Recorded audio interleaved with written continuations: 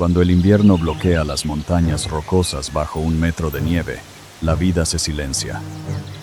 Pero en este desierto congelado, una silueta de fuego desafía el frío.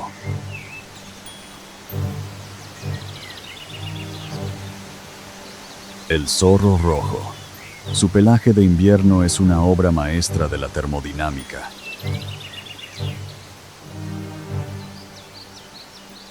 Una capa interna densa atrapa el calor corporal, mientras que los pelos guardianes repelen la humedad.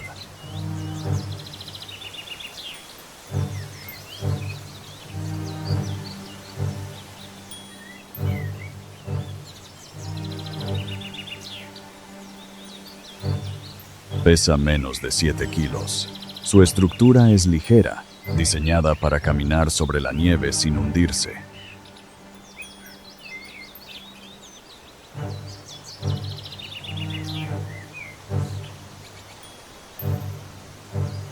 Es un cazador solitario, un fantasma que patrulla un reino donde el error más pequeño se paga con la inanición.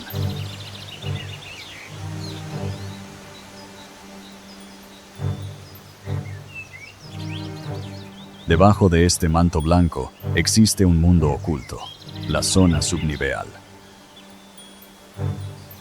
Una red de túneles donde los roedores se creen seguros, pero el zorro posee un radar biológico letal. Sus orejas actúan como antenas parabólicas independientes, capaces de captar frecuencias bajas a casi 1 metro de profundidad. Está escuchando el crujido de la nieve bajo las patas de un ratón. El cerebro del zorro procesa los datos, calcula la profundidad, la dirección y la velocidad.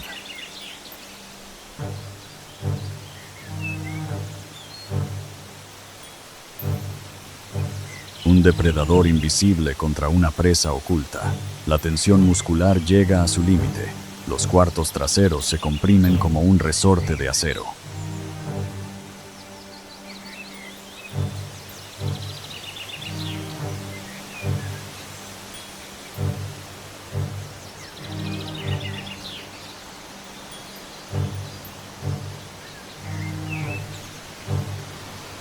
El salto, una trayectoria parabólica perfecta, utiliza el campo magnético de la Tierra para alinear su ataque.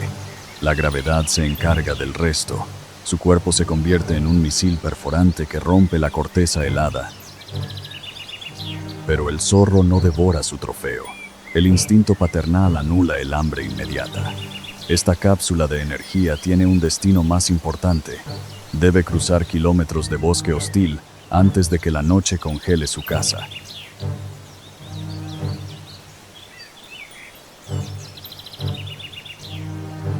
Llega a la madriguera, una red de túneles bajo las raíces de un abeto milenario. Al instante, los cachorros emergen. No hay ternura en su recepción. Es una competencia feroz por la supervivencia. Desgarran la carne para alimentar su rápido metabolismo.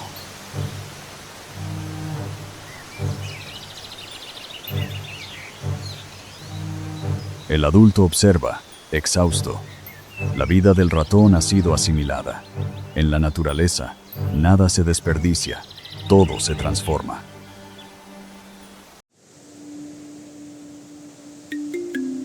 Los paisajes más impresionantes de la naturaleza suelen ocultar los escenarios más mortíferos.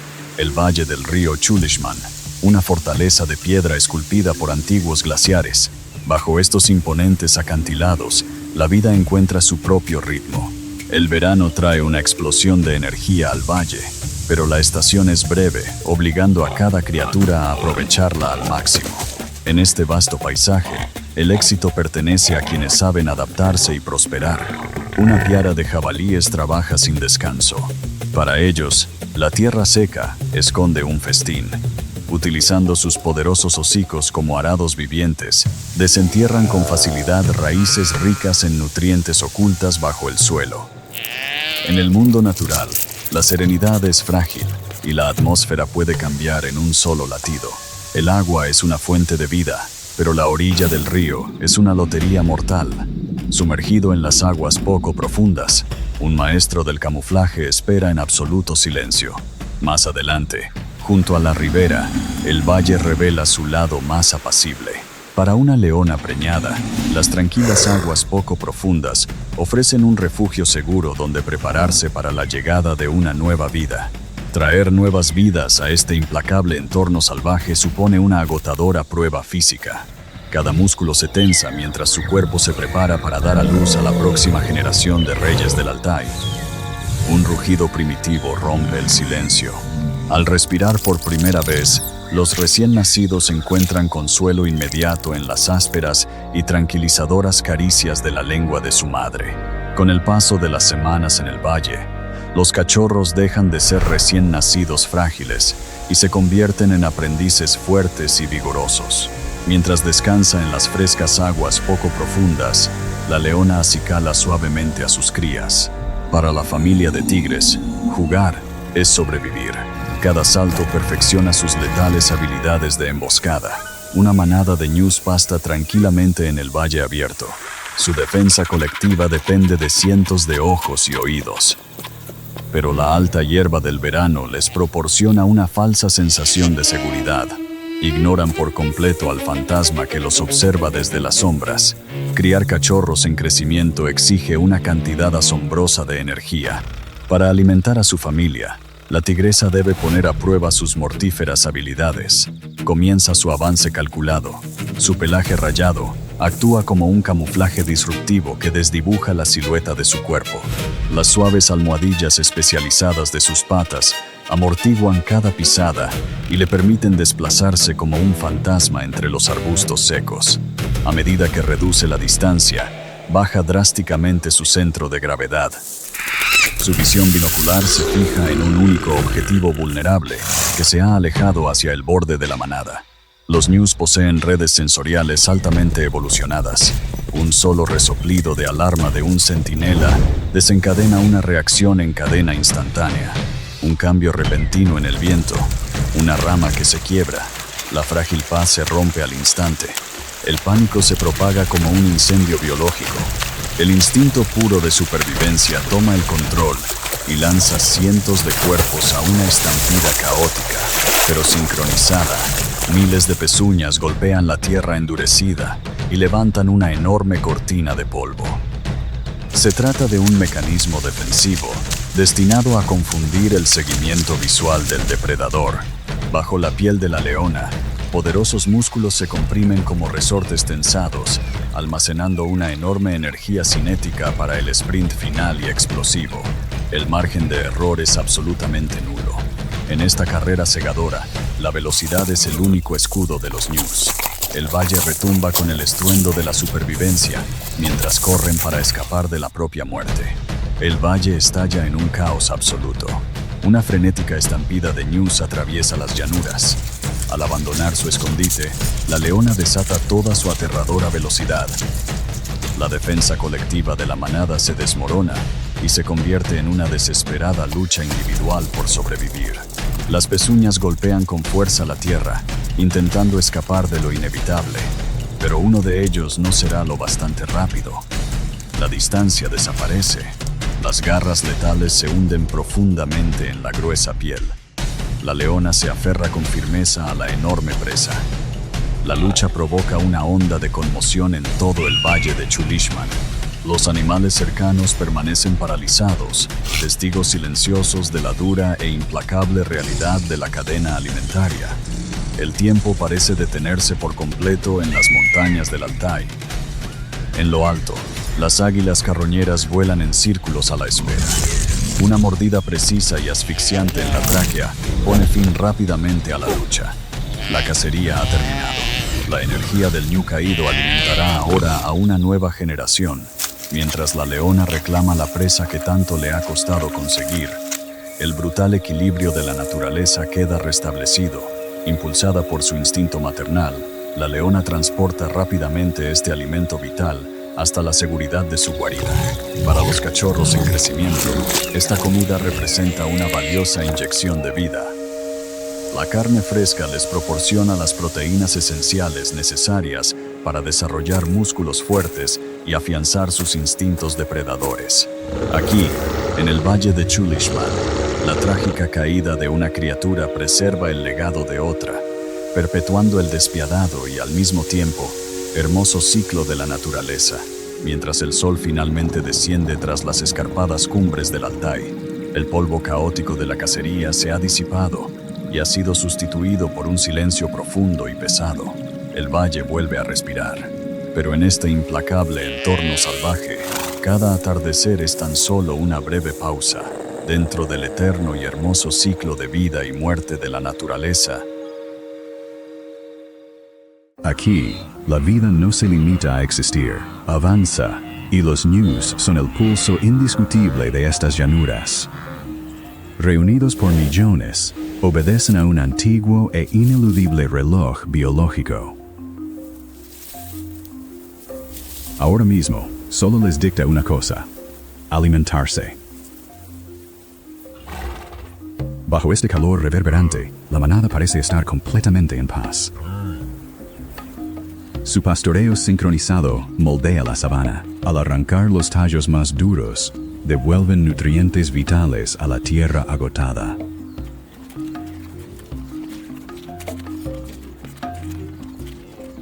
Pero en la sabana, la paz no es más que una ilusión, una pausa breve y frágil antes de que despierten los cazadores. Aquí, un solo paso en falso puede resultar mortal.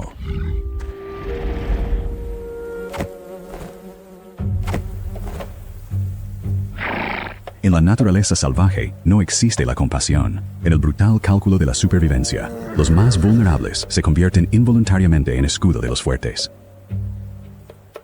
La sabana no está en paz, simplemente contiene la respiración. Bajo el sofocante calor del mediodía, los depredadores supremos de la sabana parecen sorprendentemente inactivos. Una manada de leones puede dormir hasta 20 horas al día. No es letargo, sino una estrategia altamente evolucionada para conservar energía.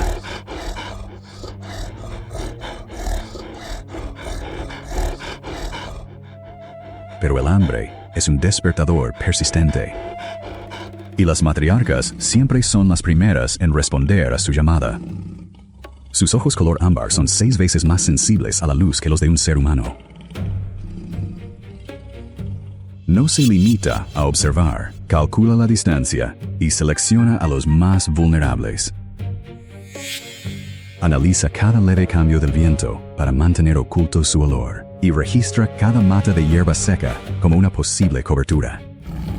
El resto del mundo se desvanece, dejando únicamente la geometría precisa de la emboscada inminente. A unos cientos de metros, los ñus siguen aferrados a una falsa sensación de seguridad. El viento barre las llanuras, lleva su olor directamente hasta los depredadores y mantiene oculto el peligro situado a sotavento. Los músculos de la leona se tensan, preparándose para una explosión anaeróbica de velocidad. Cada miembro de la manada comprende instintivamente su papel en la compleja geometría de la emboscada. El grupo de caza se pone en movimiento. La sabana es un escenario de profunda indiferencia. El sol golpea la tierra seca, ajeno al drama que está a punto de comenzar. En esta vasta arena, la supervivencia depende de unos pocos centímetros y de fracciones de segundo. Sin embargo, bajo esta apariencia tranquila, la naturaleza sigue siendo despiadadamente imparcial. No toma partido, solo proporciona el escenario para el drama que se avecina. El guión fue escrito por millones de años de evolución, solo falta ejecutarlo. Y en este escenario, el acto inicial está a punto de escribirse con polvo e instinto. La depredadora principal ya ocupa su posición.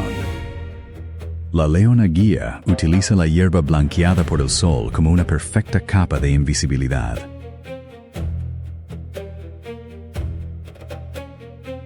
Al caminar sobre las puntas de las patas, reduce al mínimo el contacto con la vegetación seca.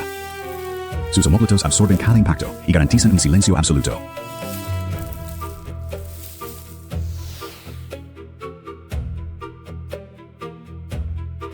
se convierte en un fantasma entre la hierba.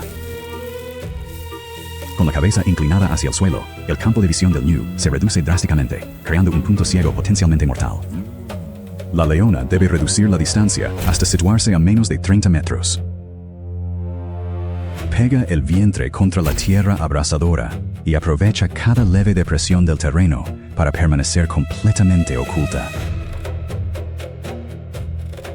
De pronto, el comportamiento del ñu cambia. Deja de masticar y orienta las orejas hacia adelante. ¿Una ráfaga cambiante ha delatado a las cazadoras? ¿O se trata de una advertencia instintiva grabada por millones de años de evolución? La tensión se vuelve palpable. El silencio es ensordecedor.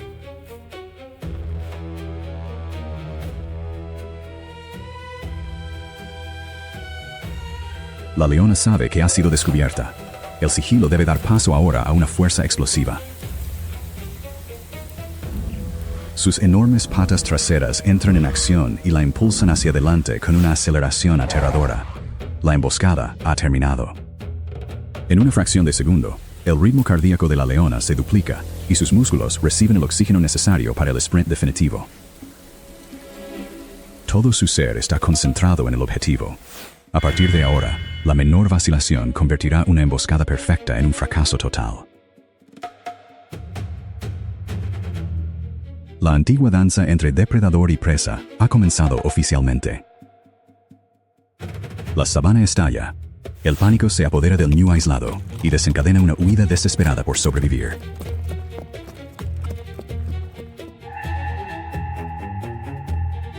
La leona irrumpe desde la hierba, abrazada por el sol.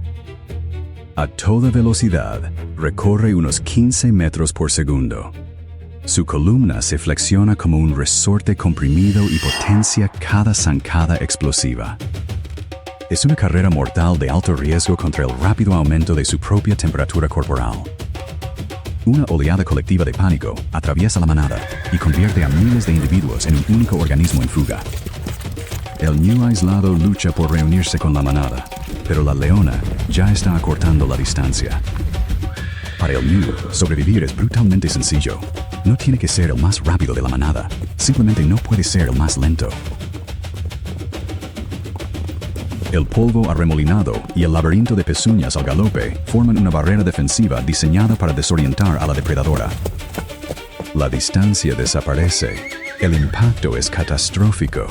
Con casi 140 kilos de músculo y el impulso de la carrera, la leona desequilibra al ñu y derriba al pesado herbívoro con precisión calculada. La resistencia del ñu acaba cediendo. La leona cierra sus poderosas mandíbulas alrededor de la tráquea, ejerce cientos de kilos de presión y pone fin rápidamente a la lucha al privarlo de oxígeno. Este es el desenlace inevitable de una persecución ancestral. Esta agotadora cacería es un triunfo. Aporta una enorme cantidad de calorías y suficientes proteínas esenciales para alimentar a las leonas durante varios días. El olor de un ñu recién abatido se propaga con rapidez y actúa como un faro para carroñeros oportunistas como las hienas y los buitres. Por ahora, sin embargo, la manada de leones se ha ganado el festín y transforma esa energía vital en alimento para la próxima generación de depredadores supremos. Comienza el festín de la manada. En la sabana, nada se desperdicia. Para acceder a la carne rica en nutrientes, las leonas deben atravesar primero la resistente piel del ñu. Utilizan los dientes carnaciales situados en la parte posterior de las mandíbulas, que funcionan como tijeras biológicas capaces de cortar piel gruesa y músculo con una eficacia devastadora. Las cazadoras se dirigen primero a los órganos internos más nutritivos, el hígado, el corazón y los riñones, para obtener la mayor cantidad posible de vitaminas y oligoelementos esenciales para sobrevivir en este entorno hostil. Una leona adulta puede consumir hasta una cuarta parte de su propio peso corporal en una sola comida. Su estómago, extremadamente ácido, está perfectamente adaptado para digerir con rapidez enormes cantidades de proteína cruda y neutralizar los posibles patógenos presentes en la carne. Mientras la manada se sacia, prepara sin querer el cadáver para los consumidores secundarios del ecosistema. Los buitres y las hienas rodean el perímetro, esperando su turno en la mesa ecológica. El sacrificio del ñu se transforma en energía vital. lo que permite que el dominio de estos depredadores supremos continúe un día más sobre este reino dorado.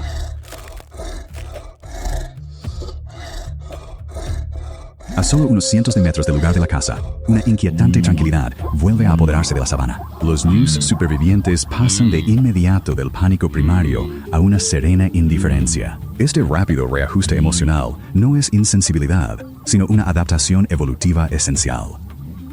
Los herbívoros no pueden permitirse gastar valiosas calorías en un estrés prolongado. En este reino salvaje, la muerte no es más que una breve interrupción en el ritmo implacable de la vida.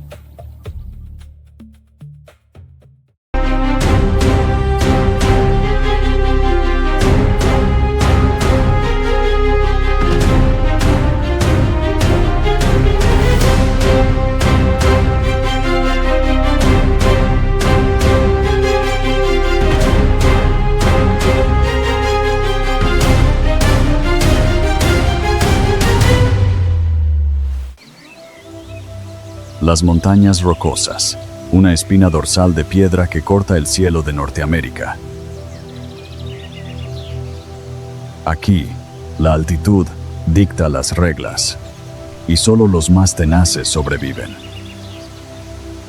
A 3.000 metros de altura, el concepto de equilibrio se redefine. La cabra de las rocosas no desafía la gravedad, la comprende.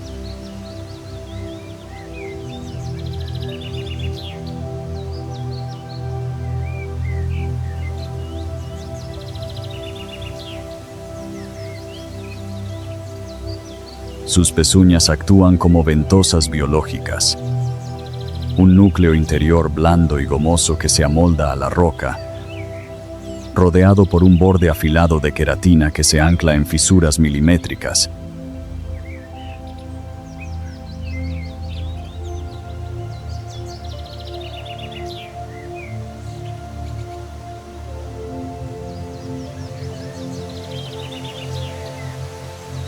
Pero en este mundo vertical, el abismo no es el único peligro.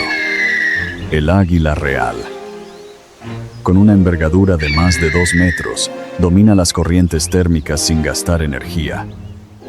Sus ojos procesan imágenes a una resolución letal, escanean los acantilados.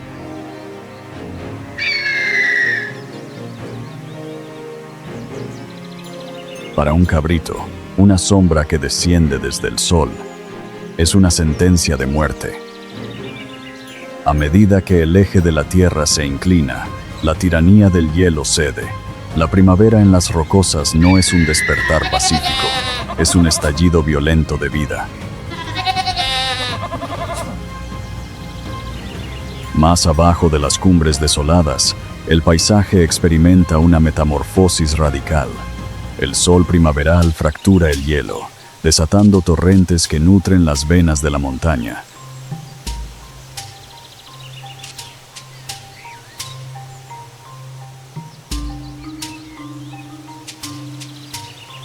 En estos prados alpinos, la flora tiene solo una breve ventana para florecer. Es un festín efímero. Rebaños enteros descienden a estas terrazas verdes, aprovechando esta explosión botánica para recuperar la masa corporal perdida durante el crudo invierno.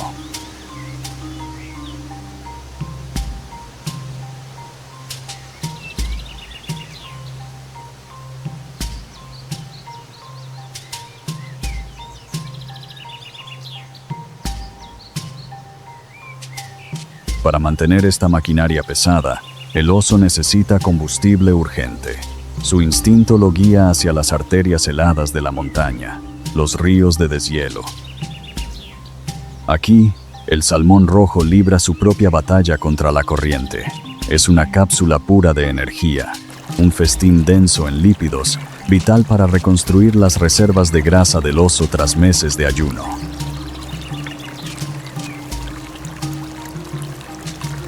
Grizzly entra al agua helada. Su estrategia exige una precisión matemática.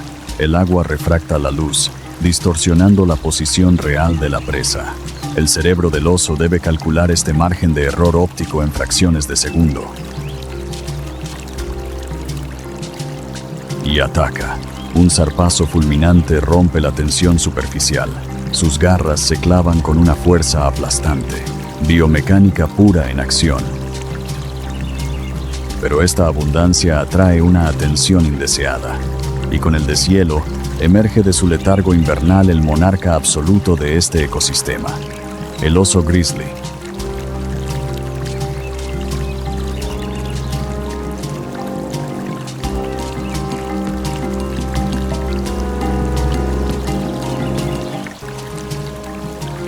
...300 kilos de músculo denso.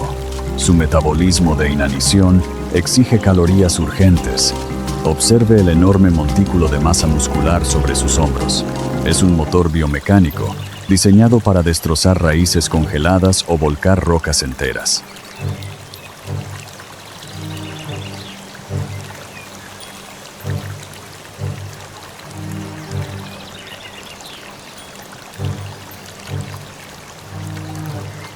No se guía por la vista. Su cerebro dedica un espacio extraordinario al bulbo olfatorio. Este radar biológico, 100 veces más sensible que el nuestro, rastrea moléculas en el viento. Puede oler el miedo, o una cría de ciervo wapiti oculta a kilómetros de distancia. Cuando pasa de recolector a cazador, la fuerza bruta se transforma en sigilo absoluto. Con un caminar sorprendentemente silencioso, el grizzly lee el viento, calculando cada paso para amortiguar el sonido bajo sus patas.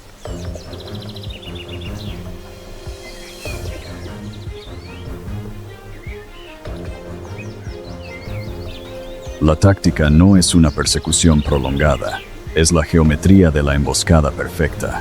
Corta las rutas de escape.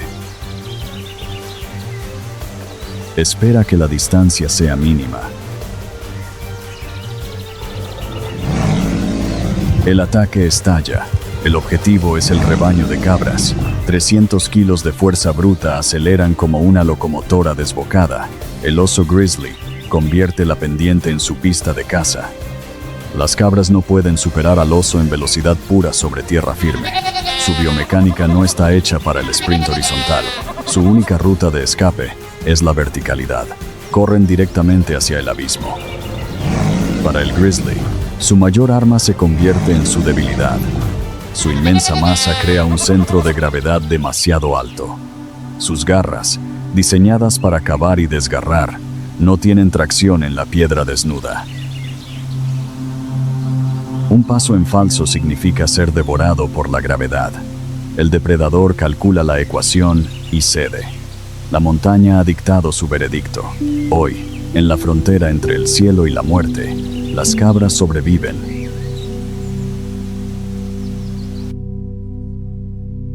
Mientras la Tierra modifica la inclinación de su eje, el Serengeti se desprende del pesado manto de la noche. Aquí, el amanecer no es simplemente la salida del sol, es un detonante biológico. El repentino aumento de la radiación térmica reinicia el reloj de supervivencia de millones de seres vivos. Para los herbívoros, la primera luz ofrece una fugaz ilusión de seguridad, pero en este escenario de 3 millones de años de antigüedad, la visibilidad es un arma de doble filo, impulsada por un antiguo imperativo biológico. Una hembra preñada abandona la seguridad de la multitud. Las primeras contracciones han comenzado. Cada instinto ancestral se concentra ahora en el nacimiento inminente, preparando su cuerpo para el momento de mayor vulnerabilidad en la sabana. Sin embargo, dar a luz en soledad es la apuesta más arriesgada de la sabana. La liberación del líquido amniótico emite una potente señal química que puede desplazarse kilómetros a favor del viento. El parto ha terminado, pero la transición física aún continúa. El potro recién nacido permanece parcialmente envuelto en el saco amniótico. Esta membrana translúcida, que le proporcionó una protección vital dentro del útero, debe desprenderse ahora.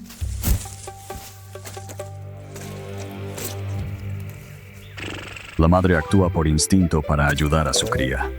Se concentra directamente en el tejido que rodea la cabeza del potro. Al lamer y mordisquear suavemente la membrana, Descubre su rostro y se asegura de que pueda realizar cómodamente sus primeras respiraciones completas. El impulso instintivo del potro por ponerse en pie cumple aquí una función biomecánica esencial. Cuando estira sus largas patas y empuja hacia arriba, la gravedad y el peso del tejido empapado de líquido actúan junto con sus movimientos. Esta tensión mecánica combinada estira y rompe la membrana, desprendiéndola progresivamente del pelaje y liberando por completo las patas traseras para que pueda moverse. El primer contacto es delicado, pero está impulsado por una urgencia absoluta. Al limpiar meticulosamente a su cría, la madre no solo demuestra afecto, también elimina activamente el olor del nacimiento, una medida vital contra los depredadores que rastrean este paisaje mediante el olfato. Mientras se acarician con el hocico, se forja un vínculo invisible que durará toda la vida. La madre se coloca deliberadamente entre su cría y el resto del mundo. En esos instantes de calma, el cerebro del recién nacido toma una fotografía mental, memorizando el código único formado por las rayas de su madre. Los primeros pasos del potro son inestables, pero se adapta con una rapidez extraordinaria. Las cebras son una especie precoz, nacida con un sistema nervioso altamente desarrollado. Caminar de forma continua impulsa la sangre hacia sus largas patas y refuerza rápidamente la coordinación muscular necesaria para correr.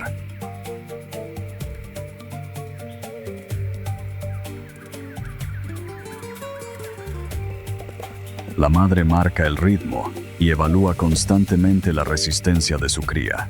Conduce deliberadamente al potro fuera de la vegetación densa, dando los primeros pasos calculados para reunirse de nuevo con la protección numérica de la manada. Un cambio en el viento transporta por la sabana el olor del potro recién nacido. Una manada de leonas intercepta esta señal química. Su sistema olfativo está altamente especializado y les permite determinar la dirección exacta y la distancia aproximada de una posible presa sin necesidad de confirmación visual. Para reducir la distancia sin ser detectadas, las leonas dependen de sus adaptaciones físicas. Su pelaje leonado se funde perfectamente con la hierba seca. Avanzan en una formación coordinada, dispersándose para flanquear a la madre y a su única cría. Las almohadillas suaves y gruesas de sus patas absorben el impacto de su peso, permitiéndoles desplazarse por el terreno seco casi en absoluto silencio. La estrategia de la manada está determinada por su biología. Los leones poseen una resistencia limitada para las persecuciones prolongadas, por lo que necesitan reducir al mínimo la distancia antes de iniciar el sprint.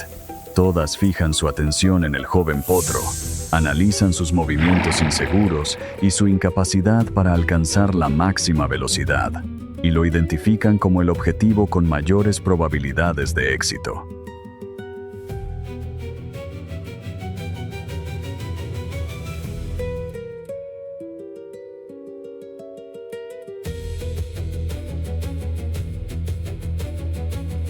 La madre cebra continúa vigilando su entorno, pero no detecta a tiempo el peligro que se aproxima. La leona que encabeza la cacería inicia el ataque, utilizando las enormes fibras musculares de contracción rápida de sus cuartos traseros. Acelera desde una posición inmóvil hasta alcanzar los 60 km por hora en apenas 3 segundos. Los sensibles oídos de las cebras captan el sonido al instante. El pánico atraviesa la manada como una onda de choque y los animales se dispersan de inmediato, aterrorizados. Pero este ataque frontal es una trampa calculada. Al provocar la estampida, la leona conduce deliberadamente a las cebras presas del pánico directamente hacia el resto de la manada, que espera emboscada. En medio del polvo cegador y del caos, el joven potro solo dispone de una posibilidad de sobrevivir. Debe imitar perfectamente cada movimiento de su madre o quedará rezagado. A máxima velocidad, la manada en fuga despliega su mayor defensa natural, una ilusión visual, cuando decenas de cebras corren y se entrecruzan. Sus rayas blancas y negras se fusionan en una imagen vertiginosa y confusa. Este fenómeno, conocido como deslumbramiento por movimiento, dificulta enormemente que un león en persecución pueda calcular la velocidad, la distancia o aislar a un solo individuo. El polvo asfixiante de la sabana seca aumenta todavía más la confusión del depredador. La persecución obliga a la manada a llegar hasta la orilla de un río de corriente rápida. Las cebras quedan atrapadas entre los leones que se aproximan y las aguas turbulentas. Ante la amenaza inmediata en tierra firme, toman una decisión calculada. Lanzarse a la peligrosa corriente ofrece estadísticamente una mayor probabilidad de supervivencia. Al entrar en el agua, su ventaja de velocidad queda neutralizada al instante. La densa corriente agota rápidamente su resistencia. Sus pezuñas, evolucionadas para obtener tracción sobre el duro suelo de la sabana, tienen dificultades para encontrar estabilidad en el resbaladizo lecho del río. El movimiento masivo crea un cuello de botella que empuja a los animales hacia las zonas más profundas del cauce. Esta enorme alteración acuática alerta a un depredador supremo completamente diferente. Los cocodrilos del Nilo utilizan receptores sensoriales especializados situados a lo largo de sus mandíbulas para detectar vibraciones de baja frecuencia en el agua. Así pueden localizar con precisión a las cebras que luchan contra la corriente y avanzar para interceptarlas.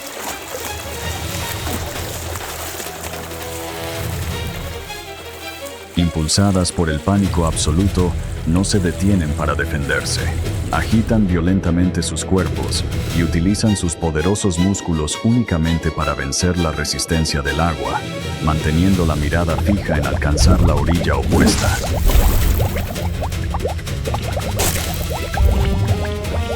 Este cruce temerario constituye un brutal cálculo evolutivo, al desplazarse como una masa densa y caótica, utilizando el máximo esfuerzo físico, saturan la capacidad de los depredadores para seleccionar un objetivo con eficacia. La seguridad individual se sacrifica temporalmente en favor del impulso colectivo. Gracias a su resistencia física, la inmensa mayoría consigue trepar por la orilla y escapar con éxito de la amenaza acuática. A salvo en la orilla opuesta, el ritmo cardíaco colectivo de la manada comienza a disminuir. El enorme aumento de adrenalina y cortisol necesario para la huida a gran velocidad se disipa lentamente de sus torrentes sanguíneos. El río ha actuado como un despiadado filtro evolutivo. Los animales que permanecen en esta orilla han superado con éxito una rigurosa prueba de resistencia física y conciencia espacial. En el ecosistema de la sabana, la paz no es más que un reinicio biológico temporal. Sus radares sensoriales permanecen activos, analizando el viento en busca de la próxima amenaza inevitable. A lo largo de la costa oriental de África se extiende Tanzania, una tierra dominada por las vastas llanuras de la sabana, abrazadas por el sol. Bajo un calor implacable, la vida continúa con un ritmo sereno, creando una frágil ilusión de paz absoluta. Los antílopes ya están en marcha, deslizándose sin esfuerzo por las vastas llanuras. Su viaje es una imagen de serena elegancia. Con cuerpos esbeltos, moldeados por la naturaleza, cada salto es ligero y rítmico, en perfecta armonía con el pulso de la tierra.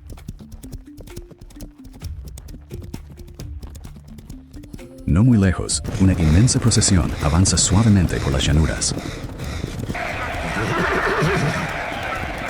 Los ñus siguen adelante, y el retumbar de sus pezuñas suena como el latido de la tierra, un ciclo eterno y apacible.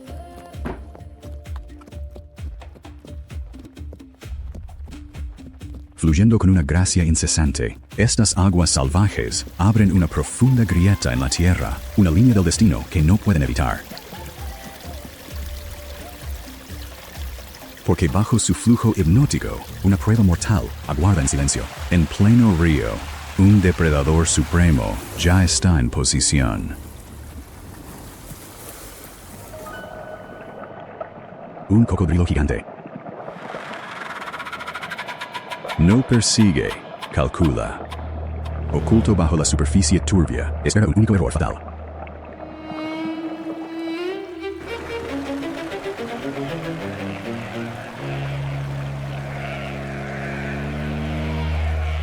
Miles de ñus y antílopes se apiñan en las empinadas orillas fangosas, impulsados por un antiguo instinto migratorio, pero paralizados por la fuerza brutal y violenta de las corrientes embravecidas.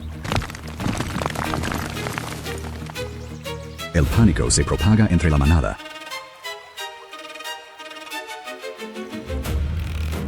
Pero el agua furiosa es solo una distracción. Bajo la superficie se ha formado una antigua alianza, una congregación de cocodrilos gigantes. De sangre fría y perfectamente adaptados, conservan hasta la última gota de energía. Camuflados contra el lecho del río, forman un campo de minas viviente. La emboscada definitiva está preparada. La tensión alcanza el límite, basta con un solo pionero para romper la indecisión. De inmediato, el instinto ciego de manada toma el control. Cientos se lanzan a las peligrosas corrientes, sin saber que saltan directamente hacia las fauces de la muerte.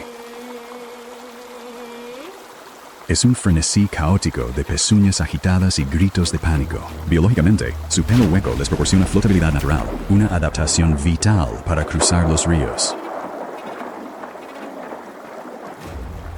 Pero la flotabilidad no ofrece defensa alguna contra lo que espera abajo. Los rápidos turbulentos ocultan el avance silencioso y mortal de los depredadores supremos. Para la manada, lo único que importa es la orilla opuesta, pero cada segundo, luchando contra la corriente, agota sus fuerzas. Cegados por el agua blanca que salpica y ensordecidos por el estruendo de la manada, sus agudos sentidos quedan completamente inutilizados. Nadan a ciegas, ofreciendo la cobertura perfecta para un ataque prehistórico. Luchan desesperadamente por sobrevivir. Pero en este río implacable, su voluntad de vivir los conduce directamente hacia las fauces de la muerte. Y los cocodrilos gigantes no se apresuran, son maestros en conservar energía. No hay vuelta atrás. Empujados por el enorme peso de la interminable manada que viene detrás, miles caen al río como una cascada viviente de carne y hueso. El agua queda al instante saturada de cuerpos y pánico.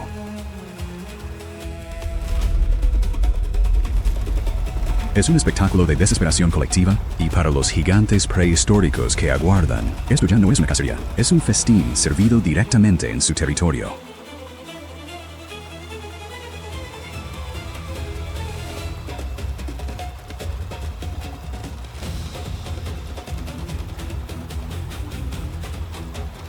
Los cocodrilos gigantes dejan que el río haga el trabajo pesado. La trampa se ha cerrado en este brutal teatro de la naturaleza. No todos llegarán al otro lado.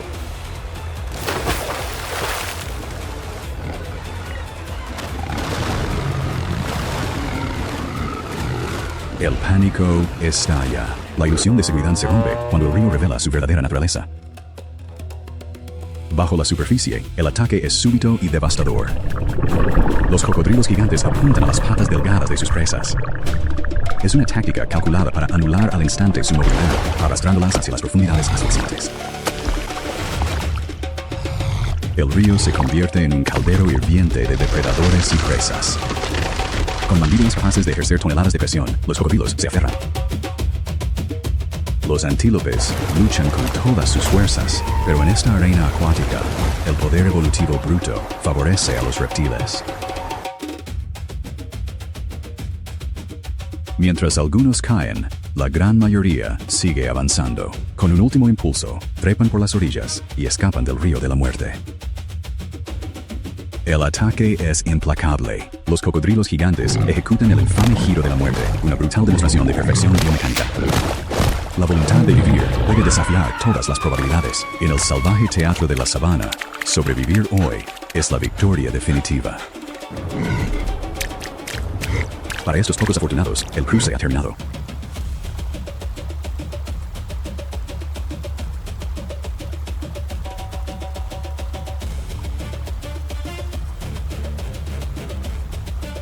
Han superado la prueba y burlado a la muerte, pero sobrevivir les ha cobrado un alto precio físico.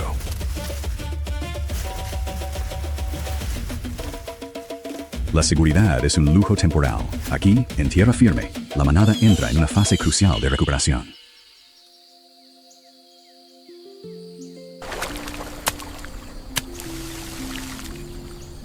Las familias se reúnen, las madres acarician suavemente a sus crías con el hocico, confirmando que siguen vivas mediante el olfato y el tacto. No hay tiempo para mirar atrás. No hay tiempo para llorar a los caídos. En el ritmo implacable de la sabana, el dolor es un lastre que las presas no pueden permitirse cargar. Hay una profunda resiliencia en esta quietud. Para estos animales, sanar no es un proceso médico, sino un silencioso acto de resistencia. Descansan no para quedarse, sino para prepararse para los kilómetros que aún les esperan.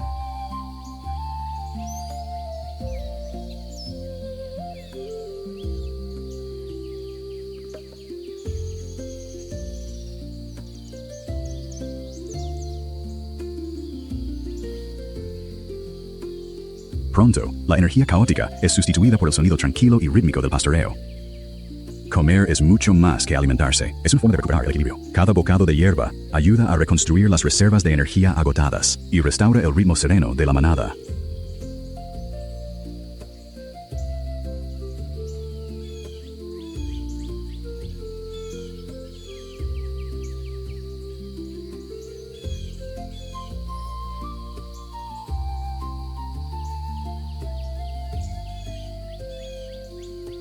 El instinto les ordena seguir avanzando.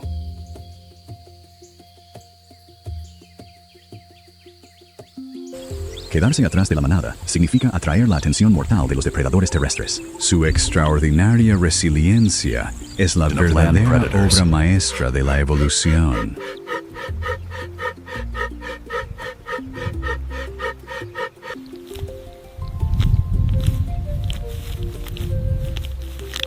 Cuando desciende la hora dorada, el sol africano derrama una luz cálida y compasiva sobre este paisaje hostil.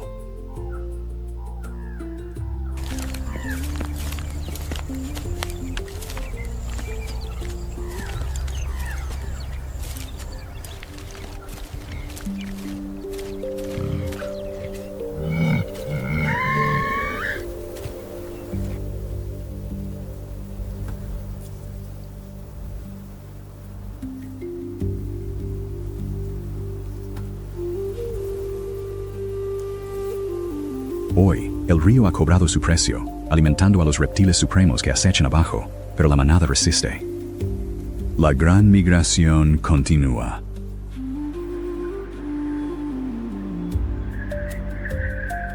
Un ciclo eterno de sacrificio y supervivencia que avanza sin descanso hacia la luz que se desvanece.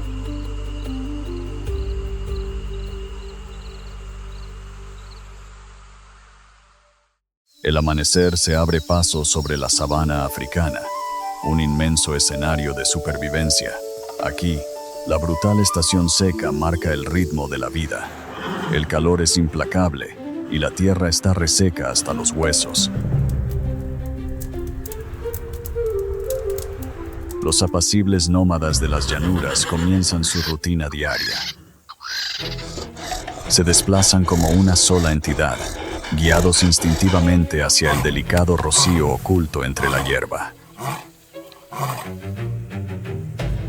Los soberanos absolutos de este reino aprovechan el frescor de la mañana para disipar el calor acumulado en sus enormes y musculosos cuerpos. Cada respiración de la manada de leones es profunda y constante. Al reducir el ritmo cardíaco y ralentizar el metabolismo, minimizan la pérdida de agua ante la inminente llegada del sol africano.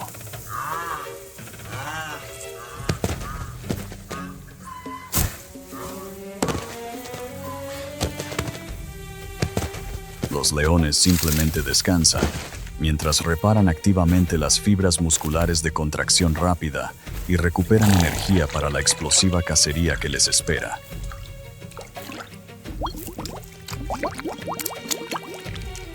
Conocida por su carácter solitario e impredecible, la madre rinoceronte es una fuerza formidable. pero su cría es una presa vulnerable en una tierra llena de oportunistas.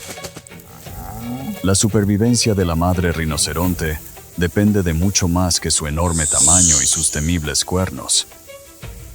Debido a su visión notoriamente deficiente, reconstruye constantemente el mundo que la rodea mediante un oído y un olfato extraordinariamente agudos.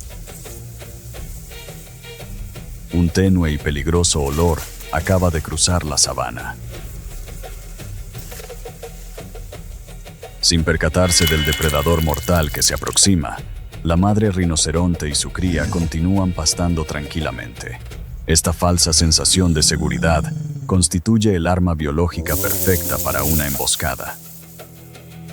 Al erguirse de repente, la leona emite una señal visual cinética, una orden silenciosa transmitida mediante la postura, que sincroniza a la manada de leones para ejecutar un ataque táctico coordinado.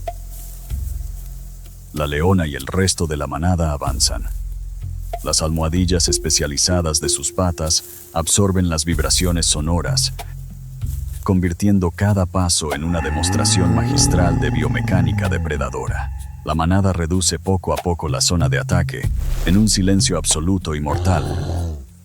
Las enormes orejas de la madre rinoceronte giran como antenas de radar. Finalmente, la alerta acústica detecta el estruendo de las patas que se aproximan. La leona utiliza su columna vertebral extremadamente flexible como un resorte biológico, maximizando la longitud de cada zancada para reducir rápidamente la distancia.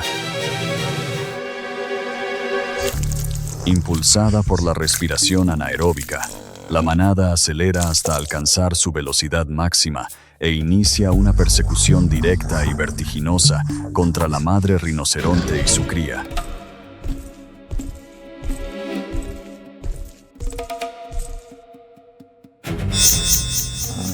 Los agudos sentidos de la madre rinoceronte se intensifican drásticamente. El olor del polvo, el sudor y la muerte que se aproxima.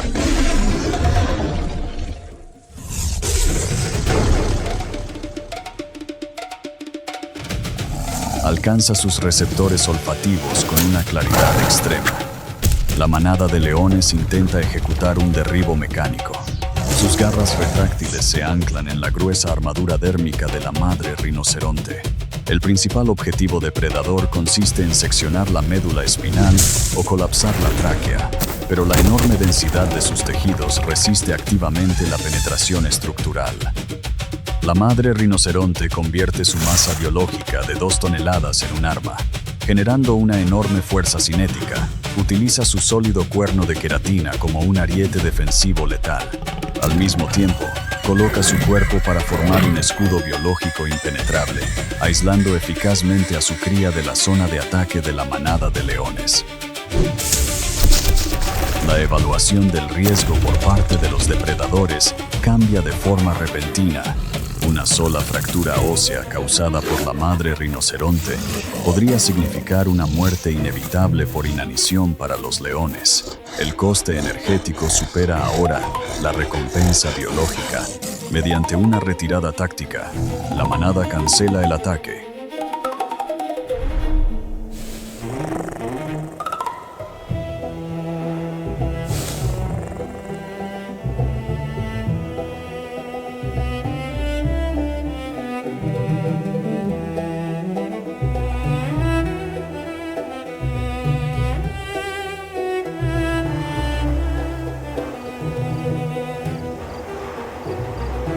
La sabana africana recupera su equilibrio.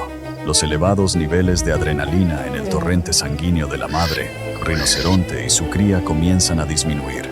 A medida que la radiación solar se desvanece con el anochecer, el descenso de la temperatura ambiental permite que la madre disipe con eficacia el calor corporal generado durante el combate. La supervivencia biológica está asegurada.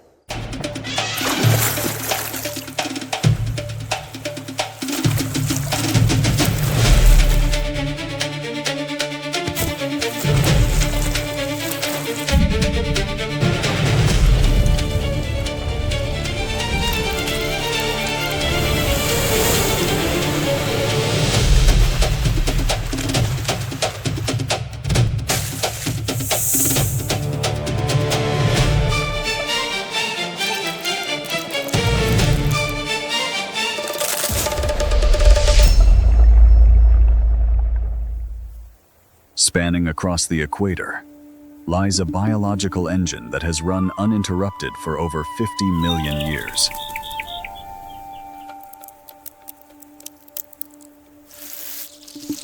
Welcome to the tropical forest. Driven by constant equatorial temperatures, the rapid cycle of growth and decay transforms this ecosystem into the most productive biome on Earth. It is a theater of quiet prosperity. Apex predators emerge through the foliage, moving with biomechanical precision, where dense flora amplifies the slightest rustle.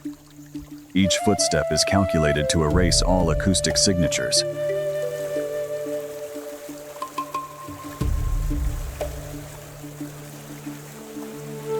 Terrestrial herbivores emerge through the foliage, moving with biomechanical efficiency. In a biome where noise attracts danger, each footstep is carefully calculated to minimize acoustic signatures. Here, the predator and the hunted are locked in a continuous evolutionary arms race, acting as a biological regulator that maintains the complex rhythm of the jungle.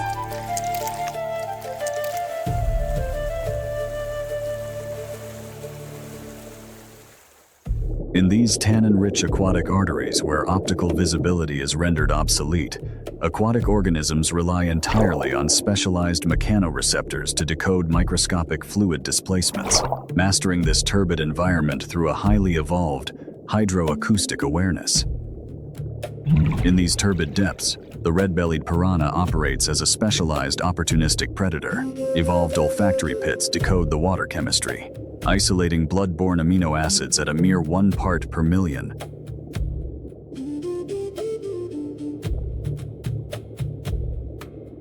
Their anatomy is a masterpiece of lethal biomechanics. Hypertrophied jaw muscles drive interlocking tricuspid teeth.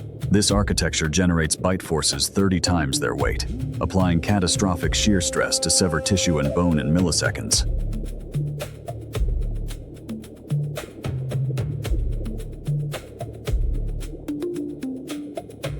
Biologically, their dense schooling acts as a defensive matrix. Yet, this formation harbors a latent, highly coordinated potential, constantly scanning the turbid water for acoustic or chemical anomalies.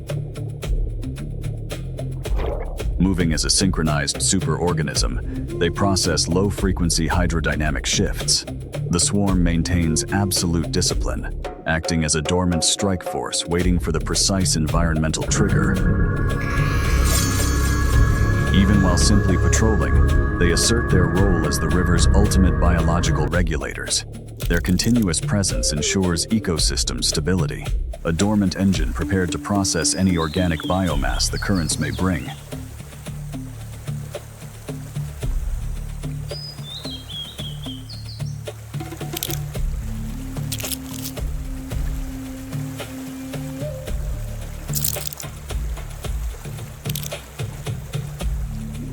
To navigate these dense aquatic arteries, the school utilizes advanced fluid dynamics. By moving in a synchronized lattice, trailing individuals exploit the slipstream, minimizing hydrodynamic drag and conserving vital metabolic energy during extended patrols. Above the waterline, the riparian zone forms a critical ecotone, a biological frontier where terrestrial and aquatic biomes collide. Organisms here enter a state of calculated dormancy. They utilize solar radiation to optimize muscle enzyme efficiency, preloading their biomechanical systems for explosive kinetic output. Dominating this ecotone is the crocodile. Currently, it engages in ectothermic thermoregulation, utilizing highly vascularized osteoderms to absorb solar radiation. This process elevates its core metabolic rate, priming muscle enzymes for peak kinetic output. Submerging triggers a physiological lockdown. A cardiac shunt isolates oxygen solely for the brain, while precise lung compression achieves perfect neutral buoyancy. The crocodile vanishes into the strike zone. Gliding through the turbid water, the crocodile breaches a critical biological boundary. A microscopic epidermal tear releases a chemical signature of blood-borne amino acids, directly shattering the piranha's sensory threshold. The dormant piranha formation instantly weaponizes. Guided by hydrodynamic tracking, the fish bypass the crocodile's dense osteoderms, hyper-focusing their assault on unarmored vulnerabilities, the eyes, cloaca, and soft connective tissues.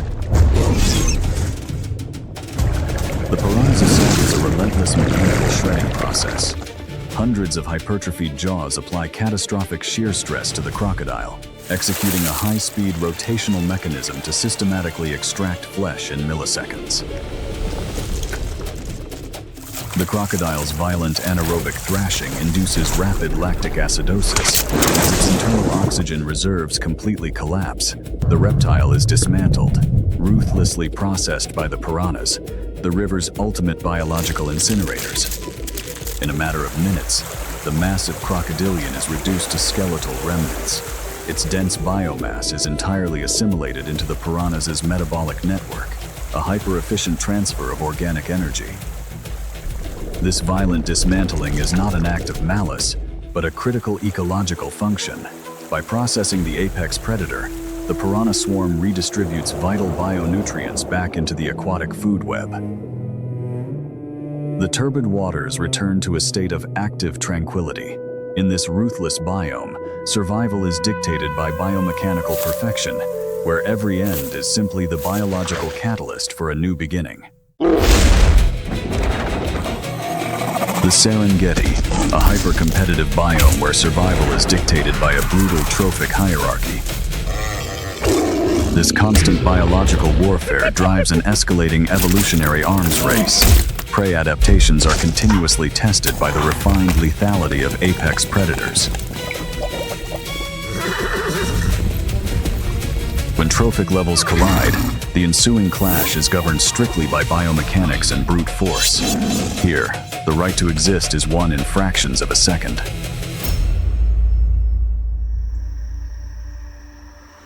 Under the vast equatorial sky, the savanna operates as a massive, solar-powered thermodynamic engine. Here, specialized grasses efficiently convert photons into dense caloric biomass, creating a foundation of apparent serenity.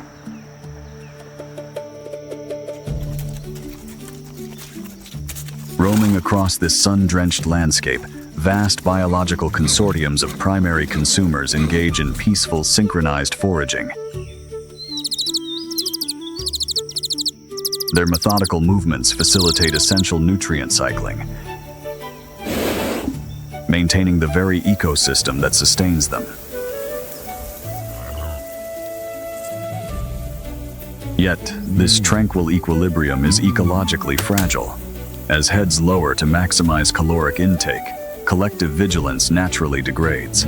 They exist in a state of naive comfort, entirely unaware that the savanna's gentle thermal hazes and acoustic interference are precisely the variables required for a predator's perfect concealment. Hidden within the tall grass, a coalition of cheetahs engages in strict metabolic conservation. This resting phase is a physiological necessity, preserving crucial ATP reserves within their fast-twitch muscle fibers. In moments, this metabolic reserve will ignite, transforming static observation into a high-speed predatory pursuit.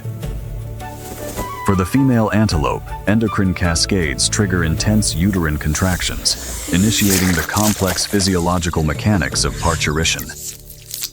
The antelope calf emerges, encapsulated within the amniotic sac. Lowering its center of gravity to utilize the microtopography, the cheetah assesses the target. It calculates the mother's flight response against the neonate's zero mobility, waiting for the optimal strike geometry. This membrane must rupture to facilitate the vital transition to pulmonary respiration. The stalk requires absolute biomechanical control. The cheetah executes precise digitigrade locomotion, absorbing impact through specialized digital pads to negate acoustic interference. Adrenaline surges, priming the cheetah's fast twitch muscles for explosive output. The predatory calculus is complete. Kinetic release is imminent.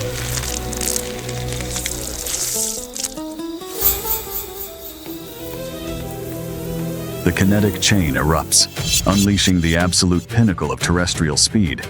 The cheetah's hyperflexible spine coils and fires like a biological spring, launching it over 7 meters in a single fluid bound. Burning fiercely on anaerobic metabolism, the cheetah is racing its own biology. The sensory network shatters. A massive surge of cortisol triggers an instant flight response. The peaceful grazing collective violently dissolves into a storm of erratic, high-speed trajectories.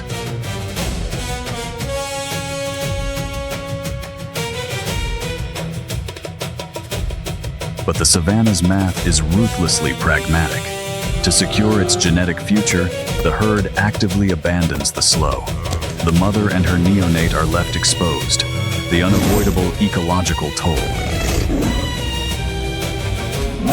Still encased within the amniotic membrane, the neonate is ecologically anchored, a static target devoid of any kinetic defense.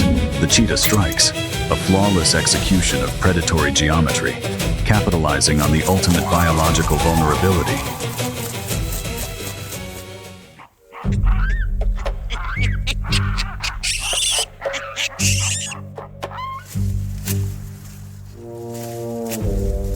But savanna ecology is profoundly non-linear.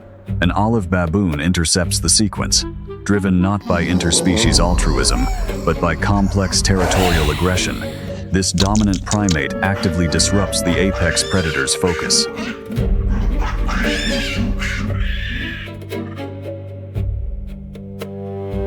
An adult baboon intervenes. This is not interspecies empathy, but preemptive predator harassment. The primate views the cheetah as a threat to its own troop, using its 2-inch canines to actively drive the feline out of its foraging ground.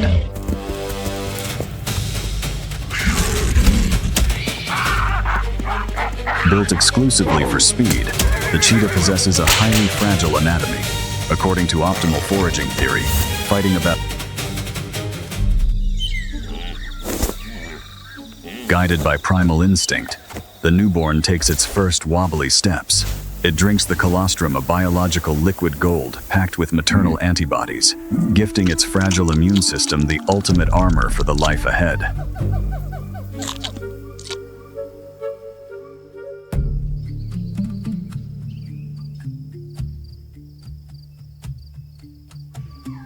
As the golden hour bathes the plains, the relentless heat of the savanna surrenders to dusk. Nature declares a quiet, fleeting truce. For today, the fragile pulse of life has triumphed. Under the fading light, they are safe.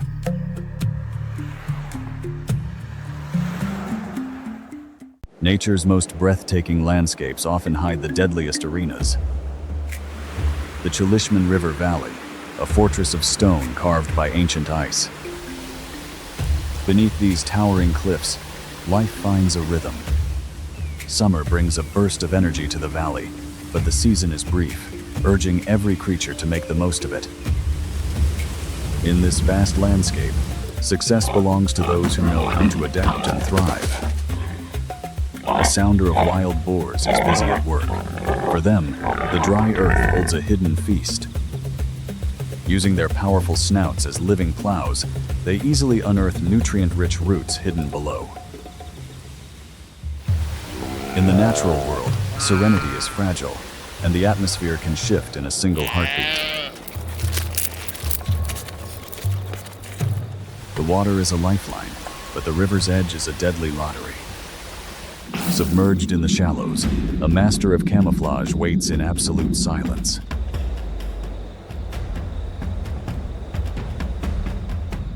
Further along the riverbank, the valley reveals a softer side. For an expecting lioness, the peaceful shallows provide a quiet sanctuary to prepare for new life. Bringing new life into this unforgiving wilderness is an exhausting physical trial. Every muscle strains as her body prepares to deliver the next generation of Altai's kings. A primal roar breaks the silence. The storm of labor passes, replaced by a profound maternal instinct. Taking their very first breaths, the newborns are immediately comforted by the coarse, reassuring strokes of their mother's tongue. As the weeks pass in the valley, the cubs have transformed from fragile newborns into robust apprentices. Resting in the cool shallows, the lioness gently grooms her young.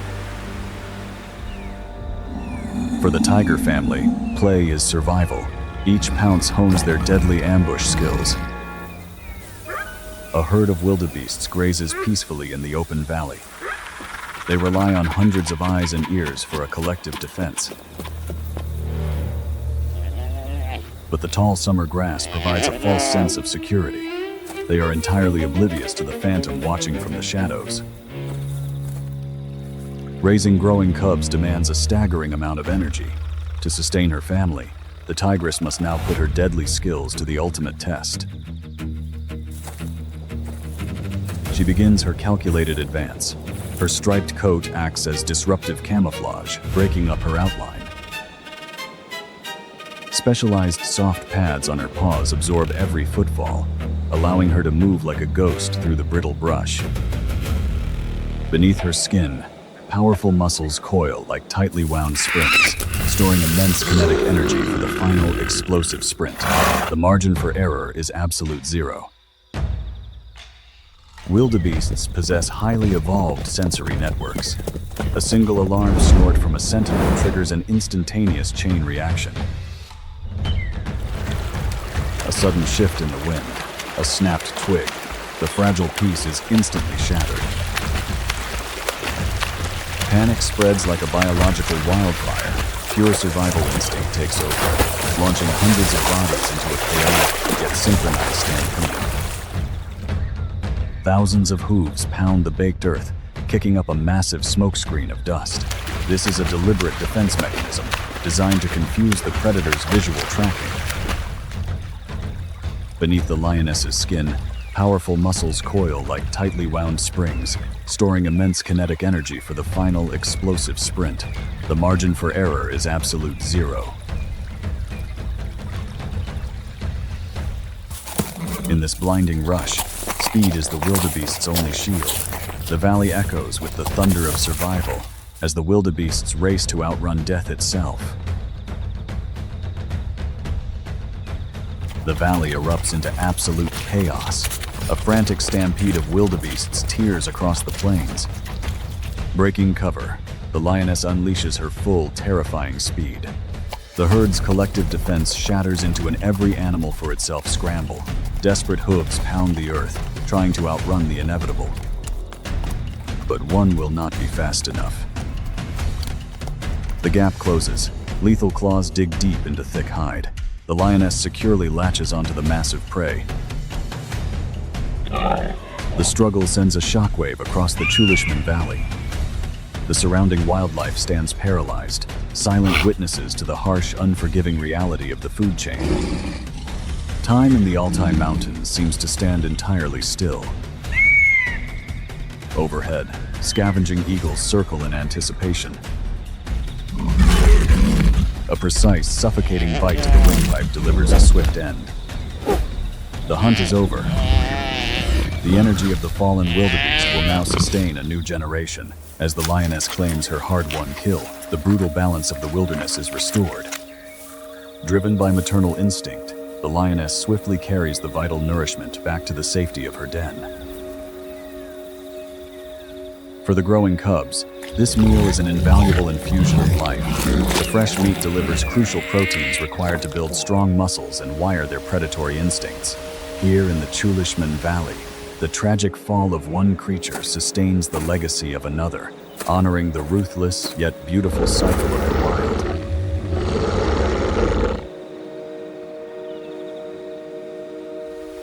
As the sun finally dips below the rugged peaks of the Altai, the chaotic dust of the hunt has settled, replaced by a profound, heavy silence. The valley breathes once more.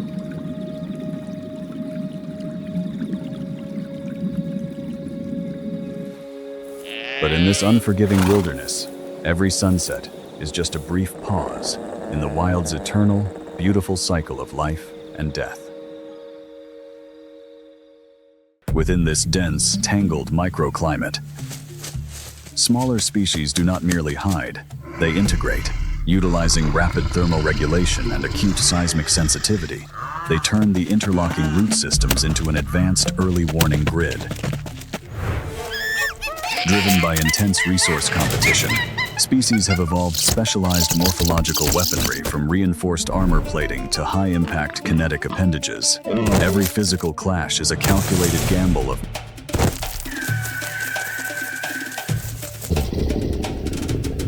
the victor claims the ultimate ecological prize, exclusive access to caloric reserves and reproductive rights.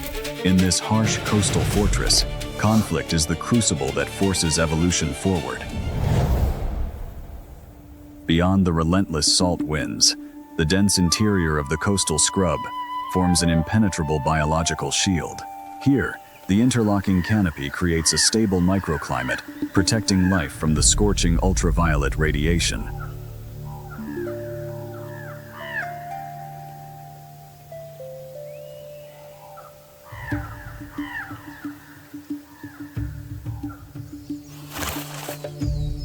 Survival here is not always a physical clash. It is a masterclass in energy conservation. Daily behavioral rhythms are strictly dictated by the shifting temperature gradients. Deep within the scrub, a sounder of wild boars engages in intensive soil bioturbation. Their highly modified snouts act as powerful biomechanical plows, guided by an olfactory cortex capable of detecting subterranean caloric reserves. Intently focused on foraging, they are completely unaware that their body heat has just exposed their exact location to a hidden predator. A tiger relies on its natural camouflage. Its vertical stripes blend perfectly with the shadows of the palm leaves, making a 200-kilogram predator completely invisible. Wild boars possess an exceptional sense of smell, often surpassing that of dogs. To counter this, the tiger continuously monitors the airflow, moving strictly upwind so its scent is blown in the opposite direction. A tiger's paw is a masterpiece of sound suppression. Thick fat pads absorb the entire weight of its body, while a specialized ligament system keeps the claws fully retracted, ensuring absolute silence.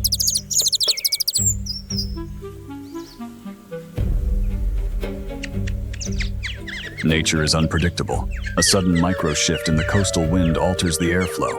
Instantly, the tiger's chemical signature is carried directly into the boar's highly sensitive snouts.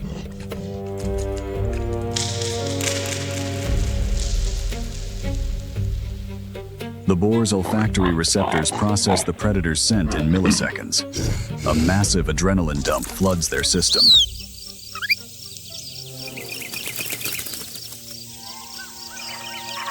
Forced to react, the tiger abandons stealth. Its fast twitch muscles fire simultaneously, releasing the stored elastic energy to launch 200 kilograms forward. The kinetic chase officially begins. The ambush explodes into a high-speed pursuit. Propelled by massive muscle contractions, the 200-kilogram predator accelerates to 60 kilometers per hour in seconds. But this is a biological ticking clock. It must secure the kill before lactic acid paralyzes its legs. But an apex predator is built to bypass chaos. The tiger's visual cortex instantly filters the distractions, locking onto a single, slightly slower individual. The death sentence is signed. Every ounce of kinetic energy is now laser-focused on this one prey.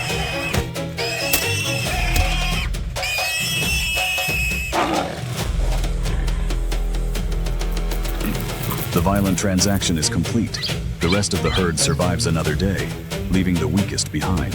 For the tiger, this blood-soaked victory provides a massive influx of calories, fueling its reign over the unforgiving coastal scrub.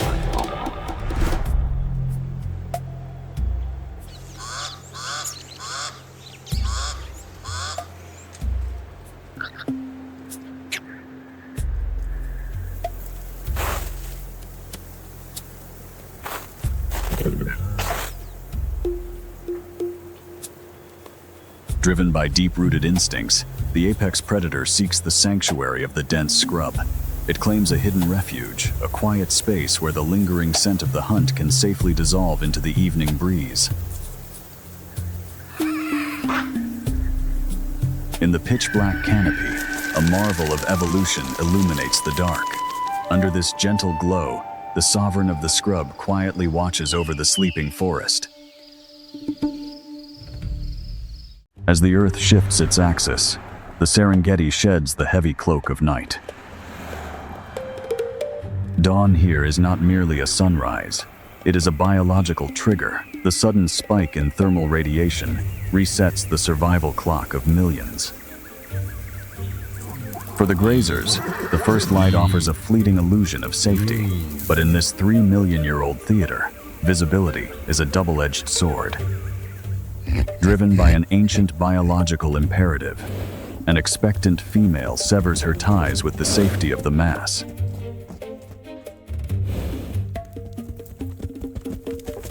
The first contractions have begun. Every ancient instinct now focuses on the imminent birth, preparing her body for the most vulnerable moment on the savannah.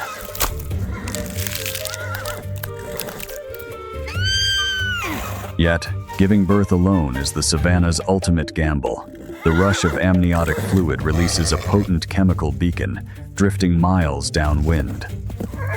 The delivery is complete, but the physical transition is still underway. The newborn foal remains partially encased in the amniotic sac.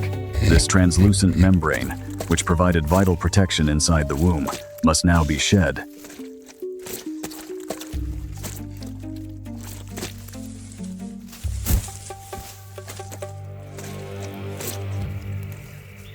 The mother acts instinctively to assist her offspring. She focuses directly on the tissue surrounding the foal's head. By licking and gently nipping at the membrane, she uncovers the face, ensuring the foal can comfortably take its first full breaths of air.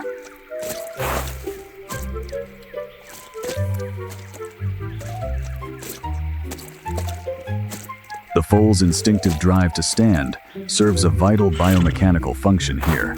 As it extends its long legs and pushes upward, gravity and the weight of the fluid-soaked tissue work together with the foal's movement. This combined mechanical tension stretches and breaks the membrane, systematically peeling it completely away from the coat and freeing the hind legs for mobility. The first touch is gentle, yet driven by absolute urgency.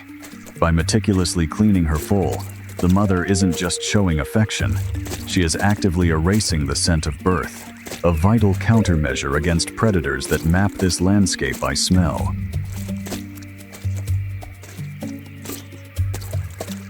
Within minutes of taking its first breath, the foal faces its greatest test. It must conquer gravity. Its legs are disproportionately long, nearly adult-sized. This is not an accident of nature. It's an evolutionary masterpiece, engineered for immediate flight.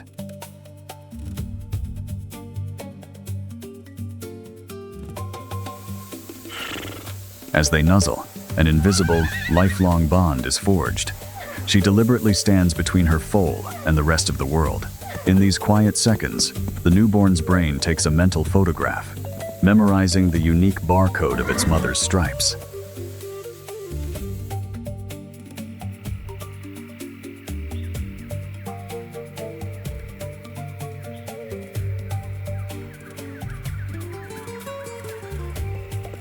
The foal's initial steps are unsteady, but it adapts with remarkable speed. Zebras are a precocial species, born with a highly developed nervous system. Continuous walking forces blood into the foal's long legs, rapidly reinforcing the muscle coordination required to run.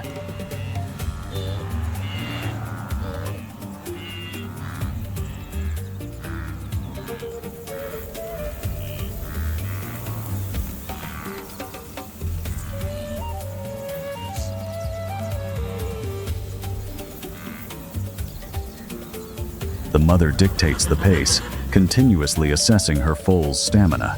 She is deliberately navigating her offspring out of the dense brush, taking the first calculated steps toward reuniting with the protective numbers of the herd.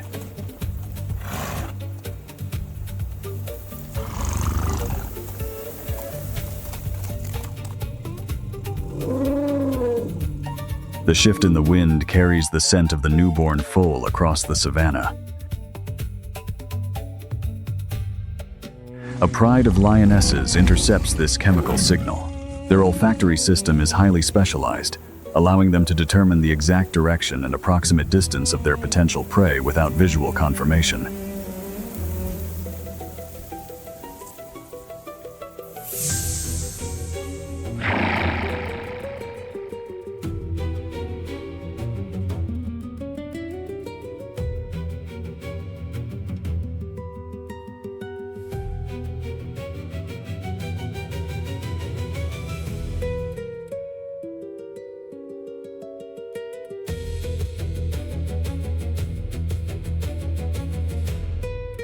To close the distance undetected, the lionesses rely on physical adaptation.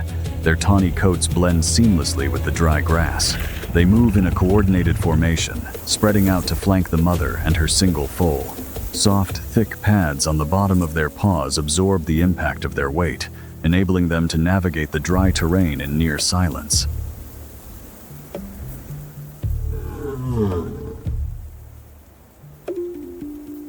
The pride's strategy is dictated by their biology. Lions possess limited stamina for long pursuits, requiring them to minimize the distance before initiating a sprint. They collectively target the young foal, analyzing its unsteady movements and lack of top speed, identifying it as the highest probability target. The mother zebra continues to monitor her surroundings, but the lead lioness initiates the strike. Utilizing the massive fast-twitch muscle fibers in her hindquarters, she accelerates from a standstill to 60 kilometers per hour in just 3 seconds. The zebra's sensitive ears catch the sound instantly. Panic ripples through the herd like a shockwave, and they immediately scatter in terror. But this frontal assault is a calculated trap. By triggering the stampede, the lioness is purposely herding the panicked zebras straight toward the rest of the pride waiting in ambush. In this blinding dust and chaos, the young foal has only one lifeline. It must perfectly copy its mother's every move, or be left behind. At top speed, the fleeing herd deploys its greatest natural defense, a visual illusion. As dozens of zebras sprint and weave together, their black and white stripes merge into a dizzying blur. This phenomenon, known as motion dazzle, makes it incredibly difficult for a chasing lion to judge speed, distance, or single out one individual. The choking dust of the dry savanna only deepens the predator's confusion. The pursuit forces the herd to the edge of a fast-flowing river. They are trapped between the approaching lions and the turbulent water. Driven by the immediate threat on land, the zebras make a calculated behavioral choice. Plunging into the treacherous current presents a statistically higher chance of survival.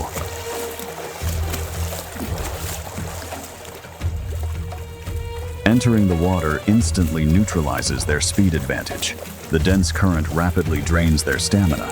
Their hooves, evolved for traction on hard savanna soil, struggle to find stability on the slippery riverbed. The mass movement creates a bottleneck, pushing the animals deeper into the channel.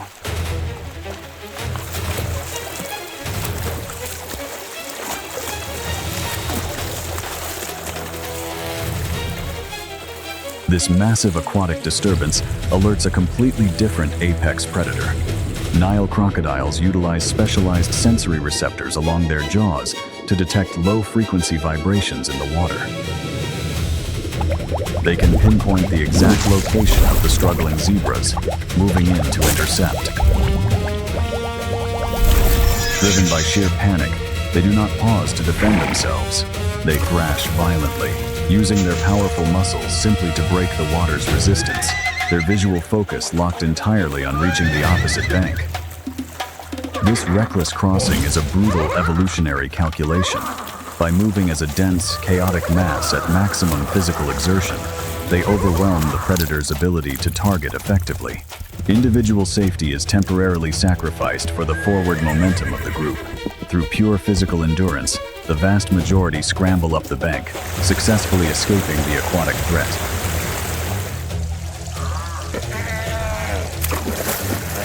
Safe on the opposite bank, the herd's collective heart rate begins to decelerate. The massive spike of adrenaline and cortisol required for the high-speed escape slowly dissipates from their bloodstreams. The river has acted as a ruthless evolutionary filter. Those remaining on this bank have successfully passed a rigorous test of physical endurance and spatial awareness. In the savanna ecosystem, peace is merely a temporary biological reset.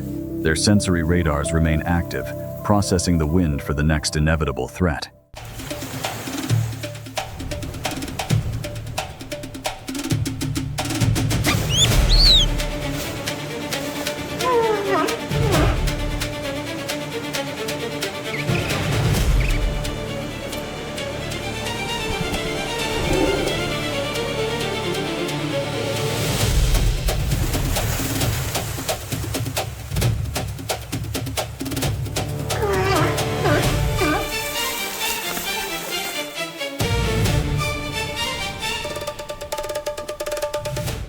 Antarctica, a continent isolated by the unforgiving circumpolar current, holding 70% of Earth's fresh water within a frozen desert.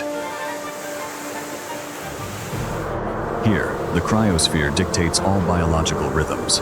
During winter, the sea ice expands to cover an area larger than the continent itself, effectively doubling Earth's reflective surface. This extreme albedo effect plummets temperatures drastically, while the rapid cooling of high-altitude air generates relentless katabatic winds that sculpt the frozen topography. Yet, this freezing and dynamic matrix is far from a dead zone. Nutrient-rich upwellings driven by the ice mechanics fuel a massive hidden marine ecosystem beneath the surface.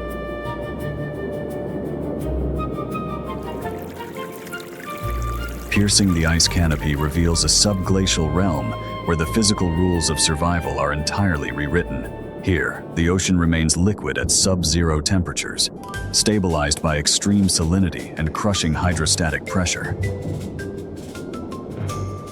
In this twilight zone, the base of the food web operates entirely suspended in the water column. Vast clouds of drifting microorganisms are systematically harvested by highly efficient filter-feeding swarms, instantly converting primary biomass into dense mobile protein. To inhabit this freezing abyss, the residents have evolved biochemical miracles. Many predators circulate antifreeze glycoproteins within their bloodstream, preventing the crystallization of cellular fluids while operating at a radically reduced metabolic pace. This subglacial ocean operates not as a chaotic battleground, but as a synchronized ecological network. There is no wasted motion, ensuring absolute efficiency in a resource-limited habitat. Beneath the static, frozen shell of Antarctica, a finely tuned biological engine quietly sustains the perpetual cycle of life.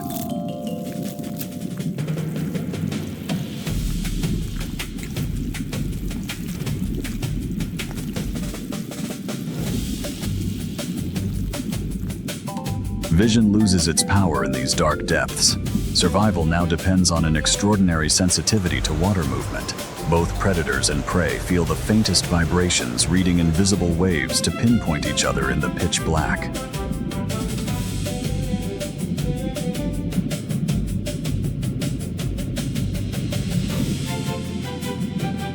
On the ice, the colony acts as a single thermal regulatory unit. Tightly huddling minimizes their surface area, creating a microclimate to resist extreme heat loss. But their high metabolic rates demand constant refueling. Leaping into the freezing ocean to hunt, the penguins transform instantly.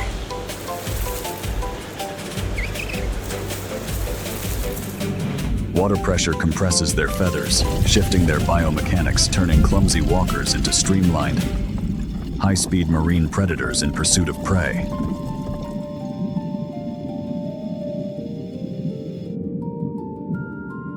Plunging into the deep triggers an extreme biological response.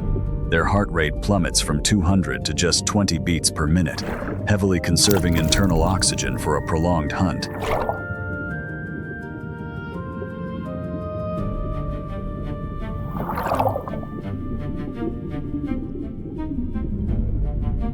Capture is instantaneous. Backward-facing barbs inside their beaks secure the struggling catch. They consume the biomass mid-swim, maintaining a flawless hydrodynamic profile to seamlessly continue the assault. Above the waterline, there is no biological refuge. Relentless katabatic winds strip heat instantly from any exposed tissue, enforcing a brutal thermodynamic rule. In Antarctica, the surface is never a sanctuary. It is only a brief necessity.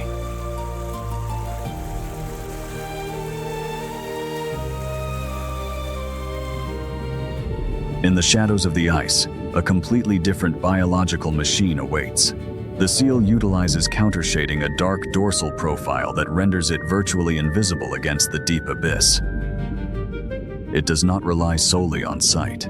Highly innervated vibrissae on its snout detect the exact hydrodynamic wakes left by the swimming penguins, tracking their spatial signatures in the water.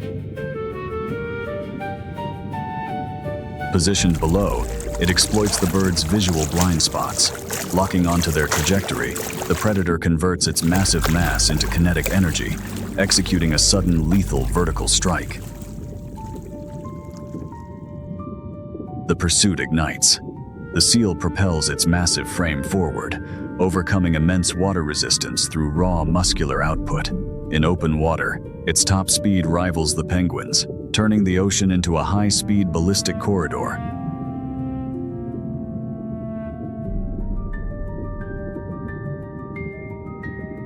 But the penguin holds a critical biomechanical advantage, a superior turning radius.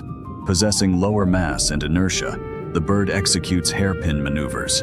It uses its stiff tail and flippers as hydrodynamic rudders to abruptly alter its vector.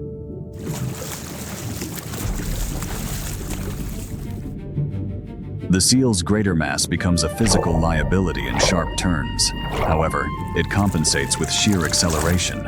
This relentless chase pushes both animals into anaerobic respiration. Lactic acid floods their muscles as they burn through their finite oxygen reserves.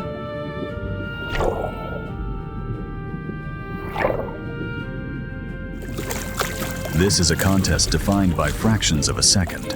Survival is no longer just about speed, but about outlasting the predator's physiological limits.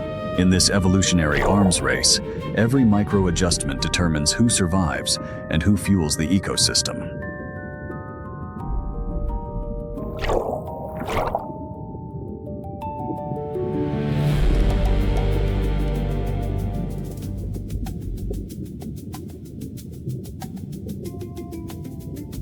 The high-speed pursuit is abruptly shattered by a tectonic shift in water pressure.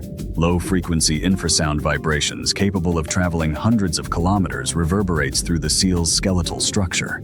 Something colossal is ascending from the abyssal zone.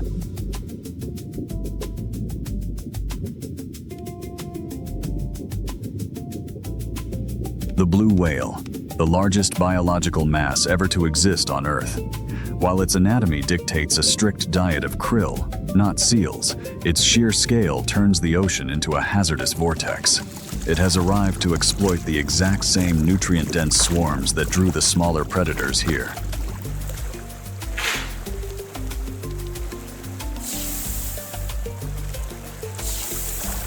Executing a massive kinematic lunge, the Leviathan unhinges its jaws. Its ventral pleats expand exponentially, engulfing up to 90 tons of water and biomass in mere seconds. The seal is instantly caught, not targeted as prey, but trapped as collateral damage within this catastrophic hydrostatic vacuum.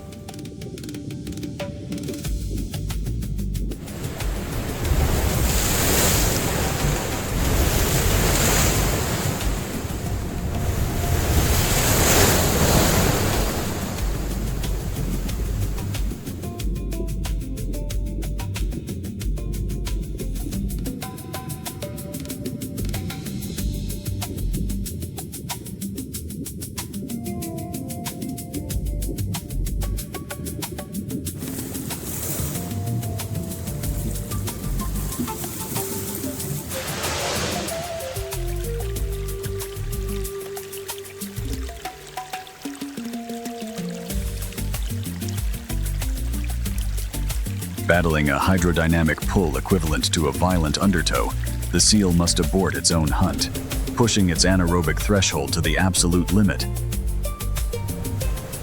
It uses maximum muscular torque to propel itself out of the engulfment zone, escaping just milliseconds before the dense baleen plates clamp shut.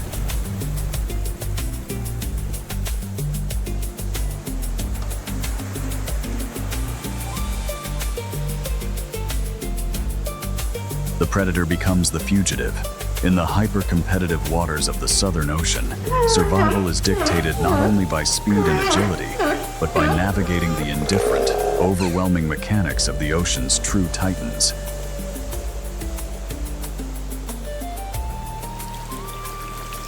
The light fades, and the polar night reclaims the ice. Above, a frozen, absolute silence. But below, the biological pulse never stops. In the deep dark of Antarctica, the brutal ballet of survival dances on. The savanna is not merely a landscape, it is a thermodynamic engine. Here, sunlight is the primary currency, driving a relentless biological economy. For apex predators, hunting is not an act of malice, but a strict calculation, waiting for the exact moment to seize that energy with minimal caloric waste. On these plains, herbivores act as living energy converters, guarded by a hypersensitive sensory network.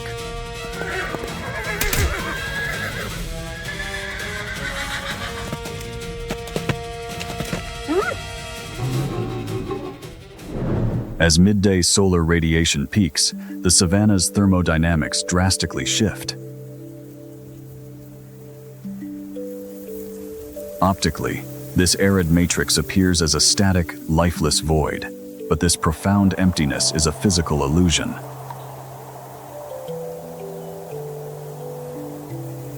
To survive, the flora utilizes microphyllae, minimizing leaf surface areas to halt transpiration and lock in cellular moisture.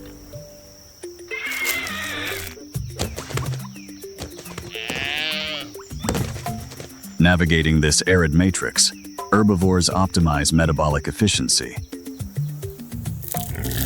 Warthogs target underground tubers.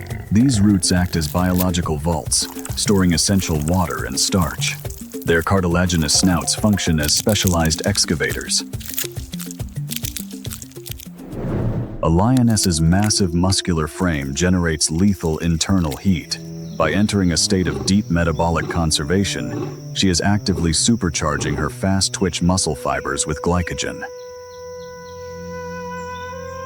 She is banking explosive kinetic energy, waiting for the thermal waves to dissipate and the perfect acoustic blind spot to open.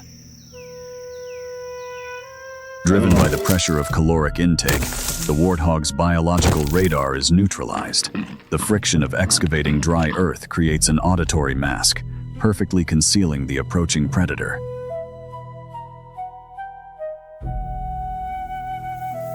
The lioness utilizes retractable claws and specialized digital pads to absorb shock, effectively muting her footfalls across the brittle terrain.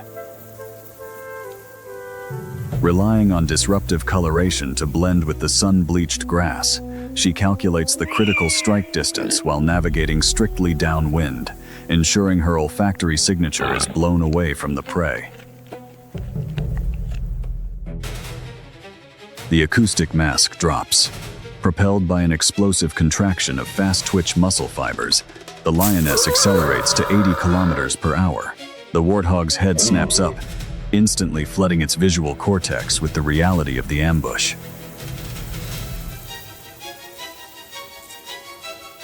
Panic triggers a massive adrenaline dump. The warthog flees with its tail erect, a biological flag coordinating the herd's chaotic dispersal. It employs erratic lateral evasion to shatter the feline's linear momentum.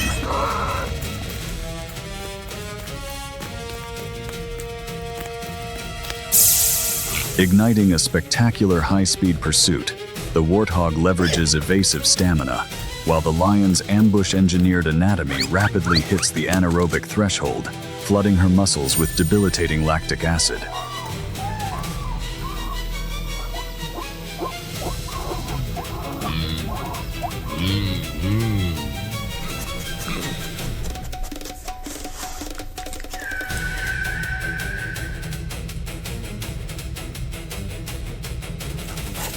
Plunging straight into a deep subterranean hole, the warthog completely removes itself from the surface battlefield. By retreating into the dark depths, it secures a definitive spatial advantage. The lioness aggressively reaches down the pit, but a feline's retractable claws are engineered for surface grappling, not heavy excavation.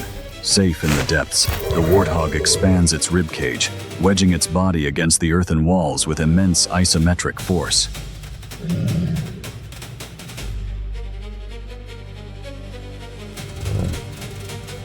The lioness reaches blindly into the dark shaft, desperate to hook her prey. But the warthog has retreated deeper, moving well beyond the maximum extension of the feline's forelimbs. Her specialized claws swipe at empty dirt, completely failing to make contact.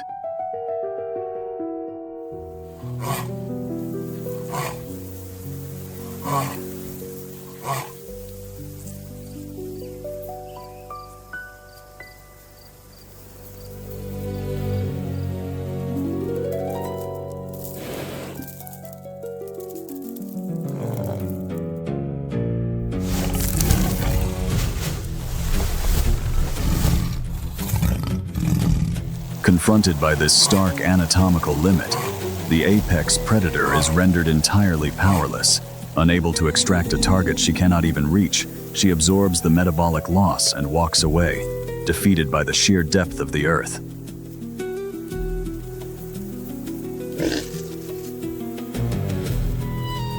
Only when the surface vibrations fade does the warthog break its subterranean silence. A cautious snout emerges first, performing a rigorous olfactory sweep to definitively confirm the predator's scent has dissipated.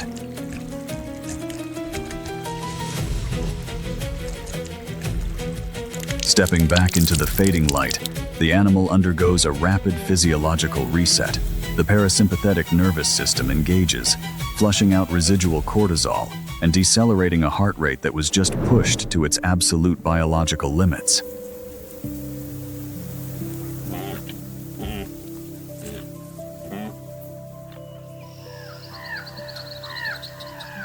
As the golden hour washes over the arid scrub, the brush with death is simply swallowed by the dusk. The cycle resets, and another day is won in this perfectly balanced, ruthless matrix.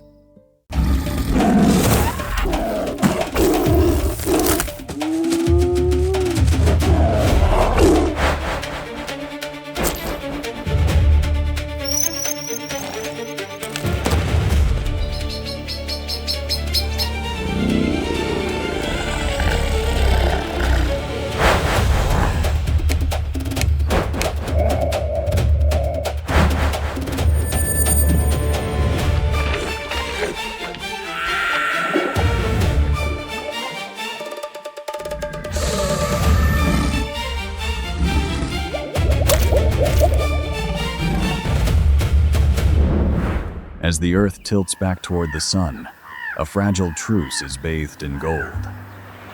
The deep chill of the night slowly dissolves, allowing the entire ecosystem to begin its daily cycle of thermal respiration. Life is already in motion. Yet, in these low-light hours, vision is easily deceived.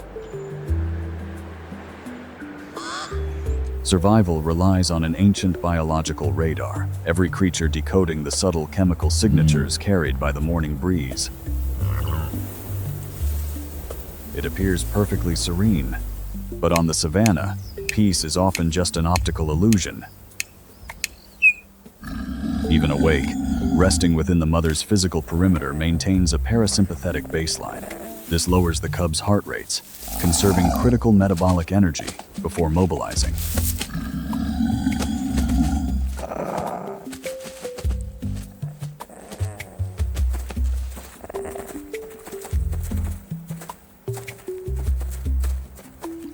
Even in the heart of the sun-baked African savanna, the riverbank creates a localized microclimate. The damp earth offers a crucial thermal refuge from the surrounding extreme solar radiation.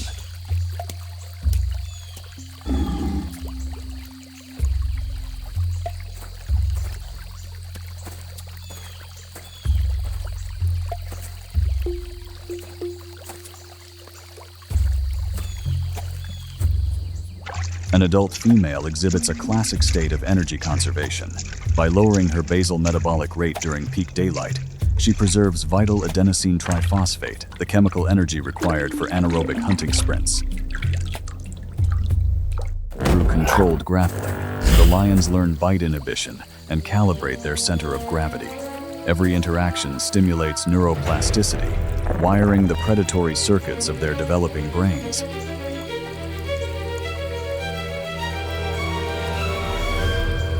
Hydration demands immense vulnerability. As the adult female lowers her head to drink, her peripheral vision is severely compromised.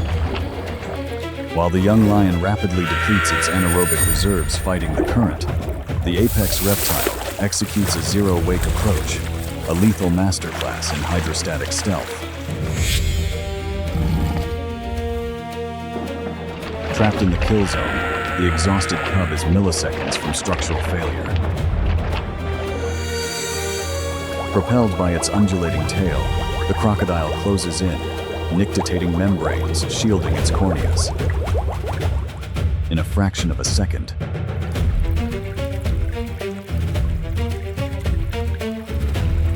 the cub is violently extracted from the aquatic strike zone, demonstrating the absolute biological imperative of safeguarding genetic investment. Breaking the surface, the illusion of aquatic buoyancy gives way to crushing terrestrial gravity. The lioness hauls her saturated cub onto the embankment, overpowering the drag of the mud.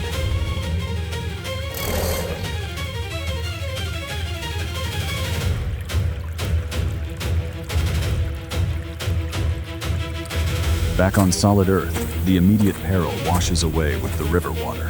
The lioness gently guides her soaked cub into the safety of the tall, sun-baked grass. Here, the frantic rhythm of survival finally slows.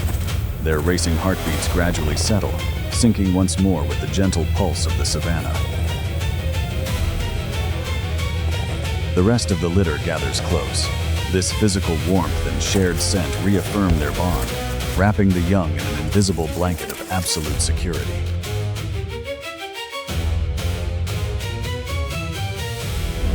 Far from the river's sanctuary, the vast expanse of the savanna bakes under the zenith of the equatorial sun.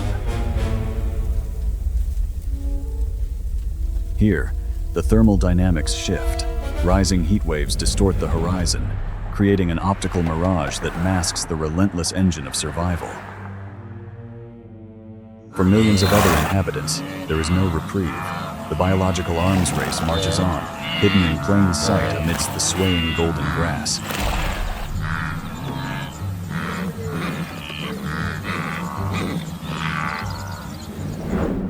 Under the harsh glare of the rising sun, the pride enters a period of metabolic recovery. The cub's nurse, drawing upon highly concentrated, lipid-rich milk essential for their rapid cortical development. But this maternal investment carries a steep physiological cost. Every ounce of nourishment transferred to her offspring pushes the lioness closer to a critical energy deficit. Survival now dictates a harsh calculation. To sustain them, the mother lion must leave them.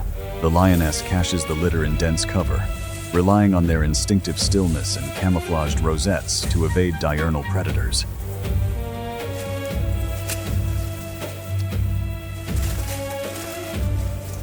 Shedding the role of a nurturing mother, her musculoskeletal system locks into stealth mode. The peaceful interlude is over. The daylight pursuit of calories has begun. The lioness initiates a complex visual sweep. She is not merely observing, she is actively processing a dynamic dataset of biomechanics from the grazing herd ahead.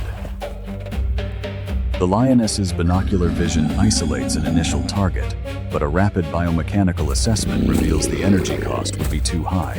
The lioness aborts this option, shifting focus to scan the herd for a more nutrient-dense alternative.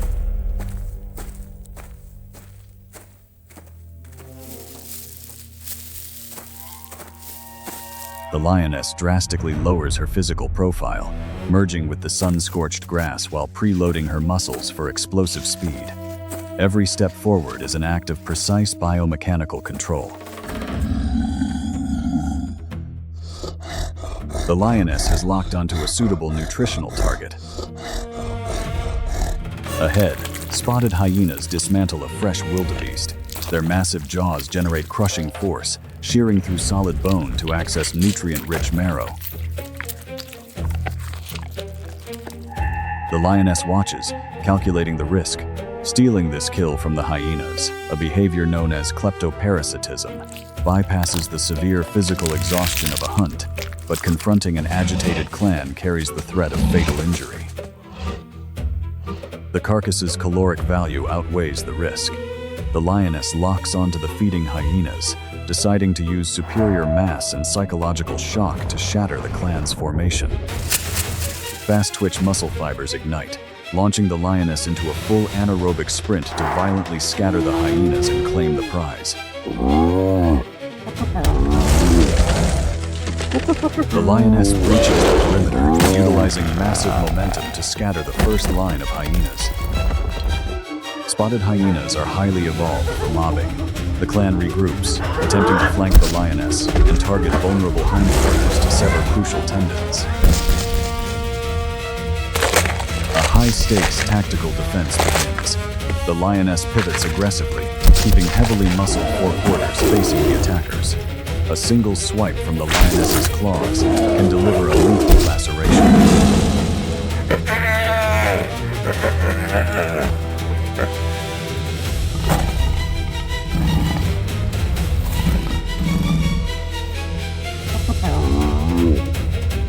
The kleptoparasitic raid succeeds. As the hyenas retreat, the exhausted lioness secures the wildebeest carcass. The critical proteins and lipids gained here will sustain the lioness's hidden cubs.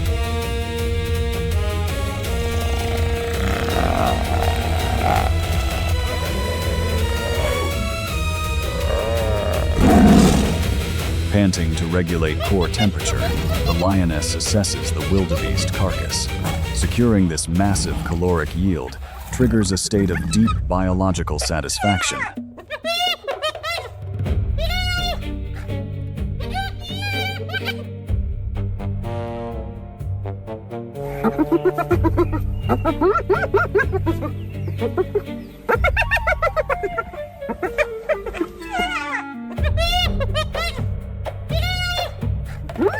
Securing a firm cervical grip, the lioness utilizes immense shoulder strength to haul the dead weight. Dragging a carcass heavier than her own mass requires phenomenal anaerobic exertion over the rough terrain.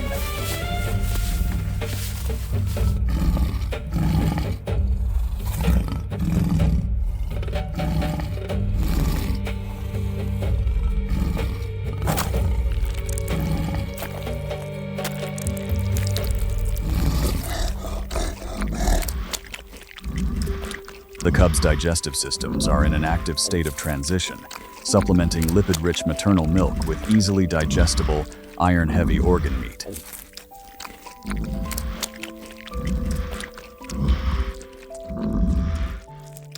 Specialized carnassial teeth shear through dense muscle fibers, rapidly converting raw protein into vital growth. Within this unforgiving ecosystem, securing such a massive caloric prize guarantees the family's survival for another few critical days.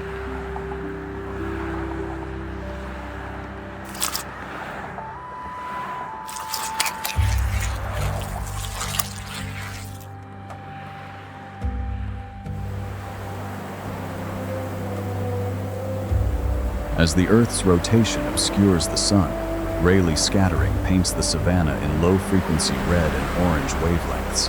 The intense thermal energy of the day rapidly dissipates into the cooling atmosphere.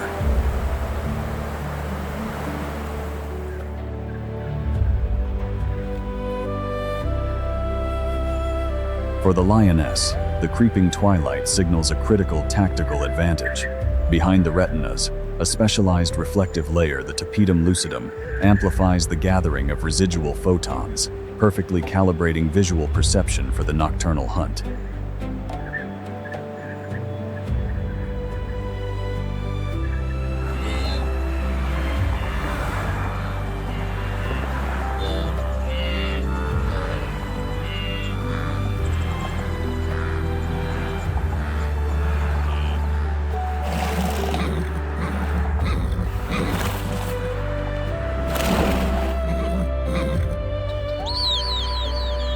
The savanna transitions entirely from a visual landscape to an acoustic and olfactory battlefield. Under the heavy cover of darkness, survival is no longer dictated by who can see, but by who can sense the unseen.